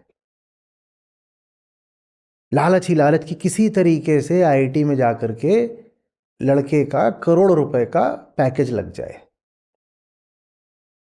एक तरफ तो लालच और दूसरी तरफ अभी वो पुराना जो डर है वो भी हट नहीं रहा है। कौन सा पुराना डर? वो जो 60 70 80 के दशक तक में चलता था, अगर नौकरी नहीं लगी तो भूखा मरेगा, बेरोजगार मरेगा। ये दोनों चीजें मिल करके बड़ा एक विस्फोटक मिश्रण बना देती हैं। पुराना डर और नया लालच। डर पारंपरिक है, 250 साल की भुखमरी से आ रहा है। अंग्रेजों के जमाने में अकाल ही अकाल, दुर्भिक्ष ही दुर्भिक्ष होते थे। डर पुराना है और अवसर नया है कि आईआईटी में घुसने का मतलब है सिलिकॉन वैली में घुस सकता है, या कम से कम ये तो पक्का है कि अब बेरोजगार नहीं रहेगा, या डॉक्टर बन जाएगा तो भी कहीं ना कहीं जाकर के अच्छा पैसा कमाएगा। ये उसको बचपन से ही चटनी चटाई जा रही है। वो कौन है, वो अपने आप को किस रूप में देखता है, उसके भीतर क्या ग्रंथियां हैं, ये समझने का कोई प्रयास नहीं है। उसको एक अंधी दौड़ में डाल दिया जाता है। इसमें सब दौड़ रहे हैं और सब मंजिल तक पहुंच नहीं सकते क्योंकि मामला प्रतिस्पर्धात्मक है। या तो ऐसा होता कि साहब आप भी वही पढ़ाई करिए, आप बच्चे हैं, लड़के हैं, लड़की हैं, आप भी वही पढ़ाई करिए, सब कर रहे हैं, और जितने भी लोग 70-80% से ऊपर नंबर पाएंगे सबका चयन हो जाएगा। वो भी नहीं हो सकता। हो सकता है आप बहुत अच्छे हो, लेकिन अगर आप टॉप 1% या 5% में नहीं आते तो आप बहुत अच्छे होने के बावजूद कुछ नहीं पाओगे। तो अब आप उस लड़के या लड़की की स्थिति समझिए जो इस कुचक्र में फंसा हुआ है।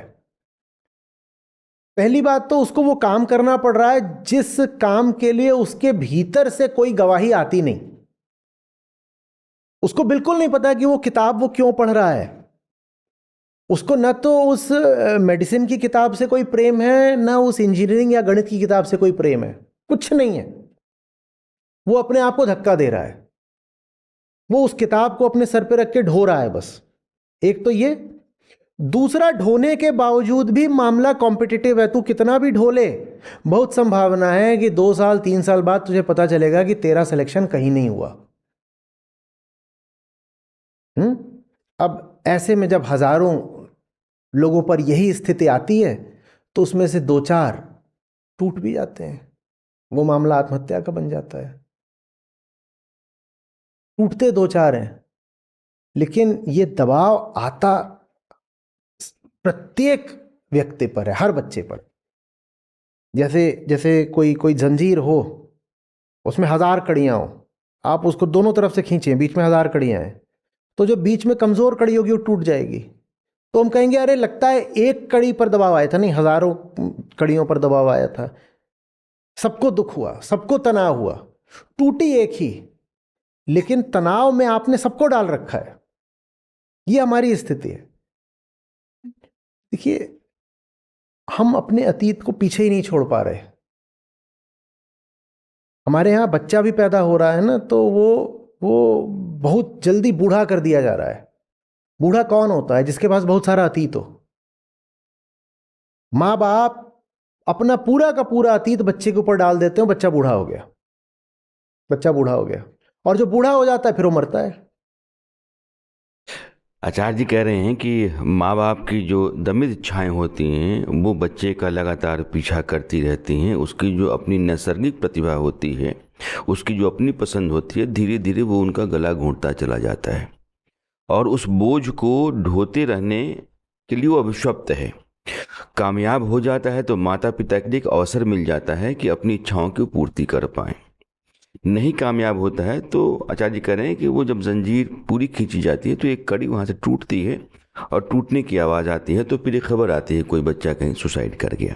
ये समाज का अपना जो एक उसकी जो संरचना है, उसकी जो मानसिकता है, उसके कारण भी है। लेकिन विकल्प बहुत सारे हैं करियर के। मुझे लगता है कि इसके बारे में भी बच्चों को बताया जाना चाहिए। ये अवेयरनेस भी नहीं है। ये सारी चीज़ और ज़्यादा दुखद है क्योंकि अब बच्चे पर इतना दबाव डालने की कोई ज़रूरत ही नहीं है। दुनिया बहुत बढ़ गई और रास्ते बहुत खुल गए।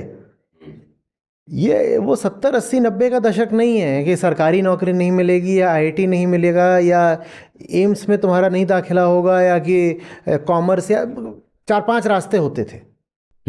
वो 4-5 रास्ते अगर तुमको नहीं मिले, वो साइंस ले लो, सोशल साइंस ले लो, कॉमर्स ले लो, इसके बाद कुछ नहीं। अगर ये नहीं रास्ते मिले तो बेरोजगार मरोगे। और वो सचमुच ऐसा होता भी था कि बहुत भारी बेरोजगारी चढ़ी रहती थी। ये वो समय भी नहीं है, लेकिन हम अपना अतीत ढो रहे हैं। हम आज की इस दुनिया में जी रहे हैं, हमें दिखाई भी नहीं दे रहा, हमें ना दिखाई दे रहा, और हम अपने बच्चों के आंख पे पट्टी बांधे दे रहे हैं। भारत में जितना दबाव हम बनाते हैं अपने बच्चों पर, इतना विश्व में शायद ही कहीं बनाया जाता हो। जबकि देश ऐसे भी हैं अभी जो हमसे भी ज़्यादा गरीब हैं। हर बच्चों की इतनी मानसिक दुर्दशा वहाँ भी नहीं होती है। हम बहुत ज़्यादा अतीत को ढोते हैं। अभी आचार्य जी मेडिकल नीट पीजी की बात मैं कर रहा हूँ। एक फैसला आया, वो ये आया कि ओबीसी एससी एसटी कैटेगरी के जो बच्चे होते हैं, अगर वो -40 भी स्कोर करते हैं, जो पहले मिनिमम 40 मार्क्स आपको 800 में स्कोर करना था, जो कट ऑफ आता है, अब ये हो गया कि चूंकि सीट्स बहुत खाली हैं तो कैसे भरी जाएं, आप -40 कर दो, यानी कि आप पर्चा छोड़ के भी आ जाओगे तब भी एडमिशन हो जाएगा। जब डॉक्टर हमारे यहाँ खासकर पोस्ट ग्रेजुएशन में इस तरीके से बनेंगे तो चिंता तो लाजमी सी है। देखिए, सबसे पहले तो पहली बात, -40 -4 भी अंक जिस किसी के भी आ रहे हो, नहीं फर्क पड़ता इस वर्ग का है कि उस वर्ग का है कि किस वर्ग का है, कुछ भी है। पर ये पहली बात है कि उसको यही कहा जाना चाहिए कि तुम वापस जाओ और 1 साल और तैयारी करो, अभी तुम्हारा समय नहीं आया है। तुम्हें अपनी प्रतिभा नहीं भी दिखानी है तो कम से कम अपनी गंभीरता तो दिखाओ, अपनी सिंसेरिटी तो दिखाओ। तुमको ठुकरा नहीं रहे हैं, तुमसे बस ये कह रहे हैं कि वापस जाओ और कम से कम 0 से ऊपर कुछ नंबर वापस ला करके दिखा दो। ये बात तो पचाने लायक मुझे बिल्कुल नहीं लग रही है, क्योंकि बहुत सारी प्रवेश परीक्षाएं दी हैं, उनके माहौल से परिचित हूँ और ये भी जानता हूँ कि प्रवेश परीक्षा का और फिर जिस कोर्स के लिए प्रवेश परीक्षा होती है उस कोर्स में परफॉर्मेंस का आपस में क्या नाता होता है। तो ये माइनस वाला काम तो बिल्कुल नहीं चलना चाहिए। ये बात बिल्कुल स्पष्ट है, ये किसी भी स्थिति में नहीं चलना चाहिए। भले ही आप फिर ये कर लीजिए कि जिनके माइनस आए हैं आप उनको एक विशेष ट्रीटमेंट देना चाहते हैं तो आप उनकी अलग से क्लासेस चला दीजिए और फिर वहाँ कहिए कि अब दोबारा तुम्हारी परीक्षा होगी। जो लोग अब अपने नंबर बढ़ा लेंगे उनको हम मेन कोर्स में अब हम जा करके प्रवेश दे देंगे, वो आप कुछ भी कर लीजिए, पर ये नहीं, खासकर जो मेडिसिन जैसा क्षेत्र है जिसमें कि नॉन परफॉर्मेंस फेटल हो सकती है, वहाँ ये नहीं किया जाना चाहिए। अब दूसरा एक और जो पहलू है उस पर आते हैं, और अब मैं आगे जो कुछ भी कहूँगा वो पहली बात को कॉन्ट्रडिक्ट नहीं कर रहा है। पहली बात है, पर वो पहली बात पूरी नहीं है, उसमें और भी बातें जोड़ी जानी बहुत ज़रूरी हैं। मार्क्स एब्सोल्यूट नहीं होते। 800 नंबर के पेपर में राणा जी 700 लेकर के आए, मैं 400 लेकर के आया। बिल्कुल हो सकता है कि मैं ज़्यादा लेकर के आया हूँ। साधारण आंख कहेगी कि राणा जी ने और मैंने एक ही पेपर लिखा, एक ही परीक्षा दी, पर अस्तित्व की दृष्टि कहेगी राणा जी ने जो परीक्षा दी वो आसान थी, मैंने जो दी वो कठिन थी। राणा जी पे पैसा भी बहुत है, राणा जी प्रिविलेज्ड भी बहुत है, राणा जी को कोचिंग भी मिली है, राणा जी के घर पर पठन पाठन की परंपरा भी रही है। मैं कौन हूँ? मैं वो हूँ जिसके पास पैसा बहुत कम है, उसने कोचिंग नहीं करी है। मैं वो हूँ जो अपने पूरे खानदान में पढ़ने वालों की पहली पीढ़ी है। मैं वो हूँ जिसके घर में ठीक से लाइट वाइट भी नहीं रहती है। मैं वो हूँ जहाँ पर एक कमरे के घर में 4-5 जने रहते हैं, तो वहाँ कोने में बैठ करके पढ़ा करता था। मैं वो हूँ जो ऐसे स्कूल में गया था सरकारी जहाँ पर टीचर भी नहीं आते थे और बरसात में सब चूता था। मैं वो हूँ। अब आप बताइए, क्या राणा जी ने और प्रशांत ने एक ही परीक्षा दी है? वो दो स्थितियां हैं, इसलिए दो तरह के दो इम्तिहान अलग हैं। अलग क्वेश्चन पेपर है राणा जी। बिल्कुल। तो हम अंकों की तुलना कैसे करें? अगर हमने एक ही परीक्षा दी होती और आपके 700 नंबर आए होते और मेरे 300 नंबर आए होते, तो आप बिल्कुल कह सकते थे कि आप ज़्यादा मेरिटोरियस हैं, मैं कम मेरिटोरियस हूँ। आप बिल्कुल कह सकते थे। लेकिन जो एक समग्र होलिस्टिक दृष्टि होती है वो कहेगी कि इनकी और इनकी तो परीक्षा ही अलग अलग थी। इनकी तो परीक्षा ही अलग अलग है, तो फिर आप कंपैरिजन कैसे करोगे कि उसके 700 हैं इसके 300 हैं? आपकी परीक्षा में बस ये शामिल था कि जाके क्वेश्चन पेपर क्रैक करना है। मेरी परीक्षा में ये भी शामिल था कि मैं किसी तरह से पहले एग्जाम सेंटर तक तो पहुंच जाऊं। मेरी परीक्षा में यह भी शामिल था कि मुझे ठीक से खाना पीना भी नहीं मिला है कि जिससे मेरा ब्रेन ठीक से काम करे। मेरी परीक्षा में यह भी शामिल है। मेरी परीक्षा में यह भी शामिल है कि किताब भी कौन सी पढ़नी है, मुझे यह सूचना भी समय पर नहीं मिल रही थी। और आपको तो लेटेस्ट कोचिंग जिसमें लेटेस्ट इक्विपमेंट और लेटेस्ट नॉलेज सब अवेलेबल था, लेटेस्ट पैटर्न्स पेपर के आपको बता दिए गए थे। मेरी परीक्षा में और न जाने कितनी चीजें शामिल थीं। जो ऑड्स थे वो मेरे बहुत ज्यादा विपरीत थे। दिल्ली में रहता हुआ एक लड़का, दिल्ली में रहता हुआ एक लड़का अपर मिडिल क्लास का, जो कि शॉफर ड्रिवन कार से कोचिंग में जाता है, दूध बादाम पीता है, सेहत बनाता है, घर में 4 नौकर लगे हुए हैं, और फिर वो जेई रैंक 100 लेकर के आता है। मैं उसको ज्यादा मेरिटोरियस मानूं? या झारखंड की एक लड़की है, ठीक है, जो जिसके 2 छोटे भाई बहन हुए हैं, वो उनको भी पालती है क्योंकि उसकी मां मजदूर है जो काम पे जाती है। अक्सर वो अपना स्कूल छोड़ती है, सबके खा लेने के बाद जो बचा खुचा मिलता है उसको खाती है। मैं एक एक्सट्रीम सिचुएशन आपके सामने चित्रित कर रहा हूं, जरूरी नहीं इतना एक्सट्रीम हो, पर फिर भी बात को समझाने के लिए एक अतिशयोक्ति की स्थिति आपको सुना रहा हूं। ये जो लड़की है ये किसी कदर अपने तीसरे अटेम्प्ट में IIT जेईई में 5000 रैंक लेकर के आती है, और जो दिल्ली वाला लड़का ये अपने पहले अटेम्प्ट में 100 रैंक लेकर के आता है। बताइए ज्यादा मेरिटोरियस कौन है? लाजमी है कि वो लड़की है। लेकिन हमें ऐसा लगेगा कि इस लड़की की रैंक पीछे है। परीक्षाएं अलग अलग दी हैं दोनों ने, सिर्फ जो पेपर होता है वही परीक्षा नहीं होता। एक होलिस्टिक बात लेनी पड़ती है। और भी इसके पहलू हैं, आप अनुमति दे तो मैं इस पे बोलूं जी। भारत में 1000 लोगों पर एक डॉक्टर है। भारत में 1000 लोगों पर एक डॉक्टर है। ये जो शोर मचता है, जो आउटरेज होती है कि रिजर्व्ड कैटेगरी को इतने कम पर क्यों दाखिला दे दिया गया, उसमें एक कारण ये भी होता है कि जो जनरल कैटेगरी का जो स्टूडेंट है उसको बुरा लगता है कि मैंने इतनी तैयारी करी और मुझे सीट नहीं मिल रही है, यही है ना ये बात।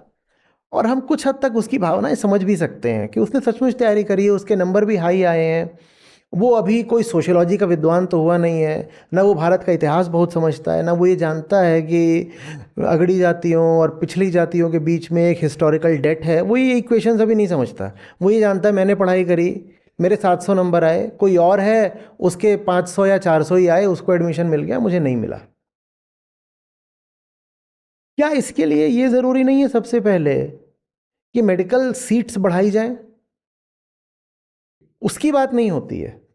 ये जो जनरल कैटेगरी के लड़के या लड़की को एडमिशन नहीं मिला है, इसमें जो सामने बिल्कुल बैठा बिठाया दोषी दिखाई दे रहा है, उसकी हम गर्दन पकड़ लेते हैं, क्योंकि वो विजिबल भी है और वल्नरेबल भी है। जिसको हम कह रहे हैं कि ये कल्प्रिट है, वो दिख भी रहा है और वो कमज़ोर भी है, तो तुरंत उस पर आक्षेप लगा देते हैं कि ये रिजर्व कैटेगरी वाला है, सीट ये हड़प ले गया इसलिए मुझको नहीं मिली। पर जो दोषी है वो अदृश्य है, जो वास्तविक दोषी है वो व्यवस्था है जिसने ज़्यादा सीटें रखी ही नहीं है, जबकि इस देश को सीटों की सख्त ज़रूरत है। 1000 लोगों पर एक डॉक्टर है, हमें सीटें चाहिए। जो जनरल कैटेगरी वाला है उसको लग रहा है उसकी सीट रिजर्व कैटेगरी वाला हड़प ले गया। वो ये क्यों नहीं पूछ रहा है कि इतनी सीटें कम क्यों हैं कि मुझे सीट नहीं मिल रही है। दोषी पीछे की व्यवस्था है, दोषी सरकार है, उसका नाम कोई नहीं ले रहा है। और ये जो अपराध हुआ है ये सिर्फ उस जनरल कैटेगरी के रिजेक्टेड स्टूडेंट के साथ नहीं हुआ है, देश की पूरी आबादी के साथ हुआ है। लोगों को जब ट्रीटमेंट चाहिए तो मिलता नहीं है, और 1000 पर एक तो एक एवरेज आंकड़ा है।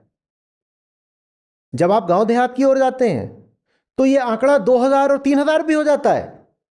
विशेषकर जब आप और पिछड़े रिमोट बल्कि आदिवासी क्षेत्रों की ओर जाएं तो वहां 2-2000 लोगों पर एक डॉक्टर है, कई बार वो डॉक्टर भी काम नहीं करना चाहता। अच्छा, इसमें एक बात और भी है, इस पर भी आंकड़े उपलब्ध हैं कि जो बच्चे अंडर प्रिविलेज्ड पृष्ठभूमियों से आते हैं, गरीब घरों से आते हैं, दलित घरों से आते हैं, वो ज्यादा तैयार हो जाते हैं, सहर्ष तैयार हो जाते हैं पिछड़े इलाकों में सेवा करने के लिए, वो ज्यादा तैयार हो जाते हैं। तो इस दृष्टि से भी अगर देखें तो न सिर्फ परीक्षा अलग अलग है दोनों की, बल्कि दोनों का आउटपुट भी अलग अलग है। देश में डॉक्टर इतने कम हैं कि देश चाहता है कि आप जाओ और पिछड़े इलाकों में भी जा करके कुछ डॉक्टरी करो, वहाँ के लोगों के काम आओ। वहाँ के लोगों के काम आने हाँ, के लिए स्वीकृति जो प्रिविलेज्ड क्लास के डॉक्टर्स हैं वो कम देते हैं, जो अंडर प्रिविलेज्ड क्लास है वो ज़्यादा देती है। हम समझ रहे हैं इस बात को। तो ये सारी बातें कहने के बाद मैं पहली बात पे वापस आता हूं, माइनस वाले को तो कभी प्रवेश नहीं मिलना चाहिए, कभी भी नहीं। इस बात को, सारी बातें मैं बोल रहा हूं, मैं बिल्कुल मानता हूं कि जिसको परंपरा ने और विकृत लोक धर्मिता ने पीछे छोड़ दिया, वो हमारे ही भाई हैं, हमारी ही बहनें हैं। हमें उनको सहारा देकर साथ लाना है, और उनको साथ लाने में हम उन पर कोई एहसान नहीं कर रहे हैं। वो हमारे ही भाई हैं और हमारी ही गलतियों से पीछे छूट गए हैं, तो हम वही कर रहे हैं जो प्रेम के नाते और धर्म और कर्तव्य के नाते हमें करना चाहिए। ये ऐसा नहीं है कि किसी हम पराये पर परोपकार कर रहे हैं। भाई वो आपकी ही नस्ल का है, आपकी ही राष्ट्रीयता रखता है, ज़्यादातर समय वो आपके ही धर्म का भी है, उसका चेहरा आप जैसा है, सब कुछ हर तरीके से उसमें और आप में कोई भेद नहीं। पड़ोसी है आपका, भाई है वो, उसको अगर आप हाथ दे रहे हो तो आप एहसान नहीं कर रहे किसी पर, ठीक है। तो ये सब बातें मैं बिल्कुल जानता हूँ, लेकिन इसके बाद भी नीति ऐसी होनी चाहिए। ये साहब MBBS जैसा रिगरस कोर्स होता है, उसकी गरिमा का कुछ सम्मान रखा जाए, ख्याल रखा जाए, और सहारा देने के भी कुछ कायदे होते हैं, उन कायदों को भूला ना जाए। जो बच्चे अभी गंभीर ही नहीं है तैयारी के लिए, पहले उनमें गंभीरता का संचार किया जाए। पहले उनको 1 साल का कोई प्रिपरेटरी कोर्स कराया जा सकता है, जिसके बाद दोबारा परीक्षा ली जा सकती है। तो वो मुद्दा अपनी जगह है, लेकिन साथ ही साथ हमें ये भी याद रखना होगा कि आपको राणा जी अजीब सा नहीं लगता, ये नस्लवाद जैसी बात नहीं होती है कई बार कि रिजर्व्ड कैटेगरी का है तो इसका मतलब उसे मेरिट नहीं होगी। हम क्या बोलना चाहते हैं कि इस बात से मेरी कभी सहमति रही नहीं है। और मैं आपकी यह बात जरूर मानता हूं कि जो परिस्थितियां होती हैं, 2 अलग परिस्थितियों में 2 लोग एक ही तरह का इम्तिहान देते हैं, लेकिन परीक्षाएं उनके लिए अलग अलग हैं। लेकिन हमने एक स्टीरियोटाइप बना रखा है कि रिजर्व कैटेगरी है माने वो बेवकूफ़ है। ये क्या है? ये कैसी अजीब सी बात है? ऐसा कैसे होगा? हम रेसिज्म कर रहे हैं फिर तो। हाँ, लेकिन उस दायरे के भीतर जो लोग हैं उसमें एक ऊपर का तबका है जो हम टीमी लेयर कहते हैं, वो पूरा का पूरा खाता चला जा रहा है, नीचे तक बात नहीं पहुंचती है। उस पर एक अलग से चर्चा और ये इस पर भी बिल्कुल ध्यान दिया जाना चाहिए कि हमने संवैधानिक व्यवस्था बनाई है आरक्षण की, क्या उस आरक्षण का लाभ सचमुच इनको मिलना चाहिए, उनको मिल भी रहा है? आपने बिल्कुल सही कहा, वो एक अलग मुद्दा है, उस पर हम अलग से चर्चा करेंगे। लेकिन हमें हमेशा ख्याल रखना चाहिए कि ये जो कैरिकेचर हमने बना दिया है कि जनरल कैटेगरी का है माने मेरिटोरियस होगा, और रिजर्व कैटेगरी का है तो इसका माने उसका आईक्यू नहीं है, ब्रेन सेल्स नहीं है, मेरिट नहीं है, ये सारी जो हमने बातें कर दी हैं, ये बातें लॉजिकली संभव भी हैं क्या? उसका आपका डीएनए बिल्कुल एक जैसा है, उसका आपका खून एक जैसा है। ऐसा कैसे हो सकता है कि आप बोल रहे हो कि एक वर्ग है जिसके नंबर आ ही नहीं सकते, एक के आ सकते हैं? निश्चित रूप से जो अंतर है वो सामाजिक परिस्थिति में है, अंतर कोई ब्रेन में या डीएनए में नहीं है। तो किसी पूरे एक वर्ग को ही मेरिट से वंचित घोषित कर देना ये वाजिब नहीं, अतार्किक बात है। जी। आचार्य जी के साथ जब कभी मैं बात करता हूं तो लगता है कि सवाल बहुत आहिस्ता चल रहे हैं, समय तेजी से भागता चला जा रहा है।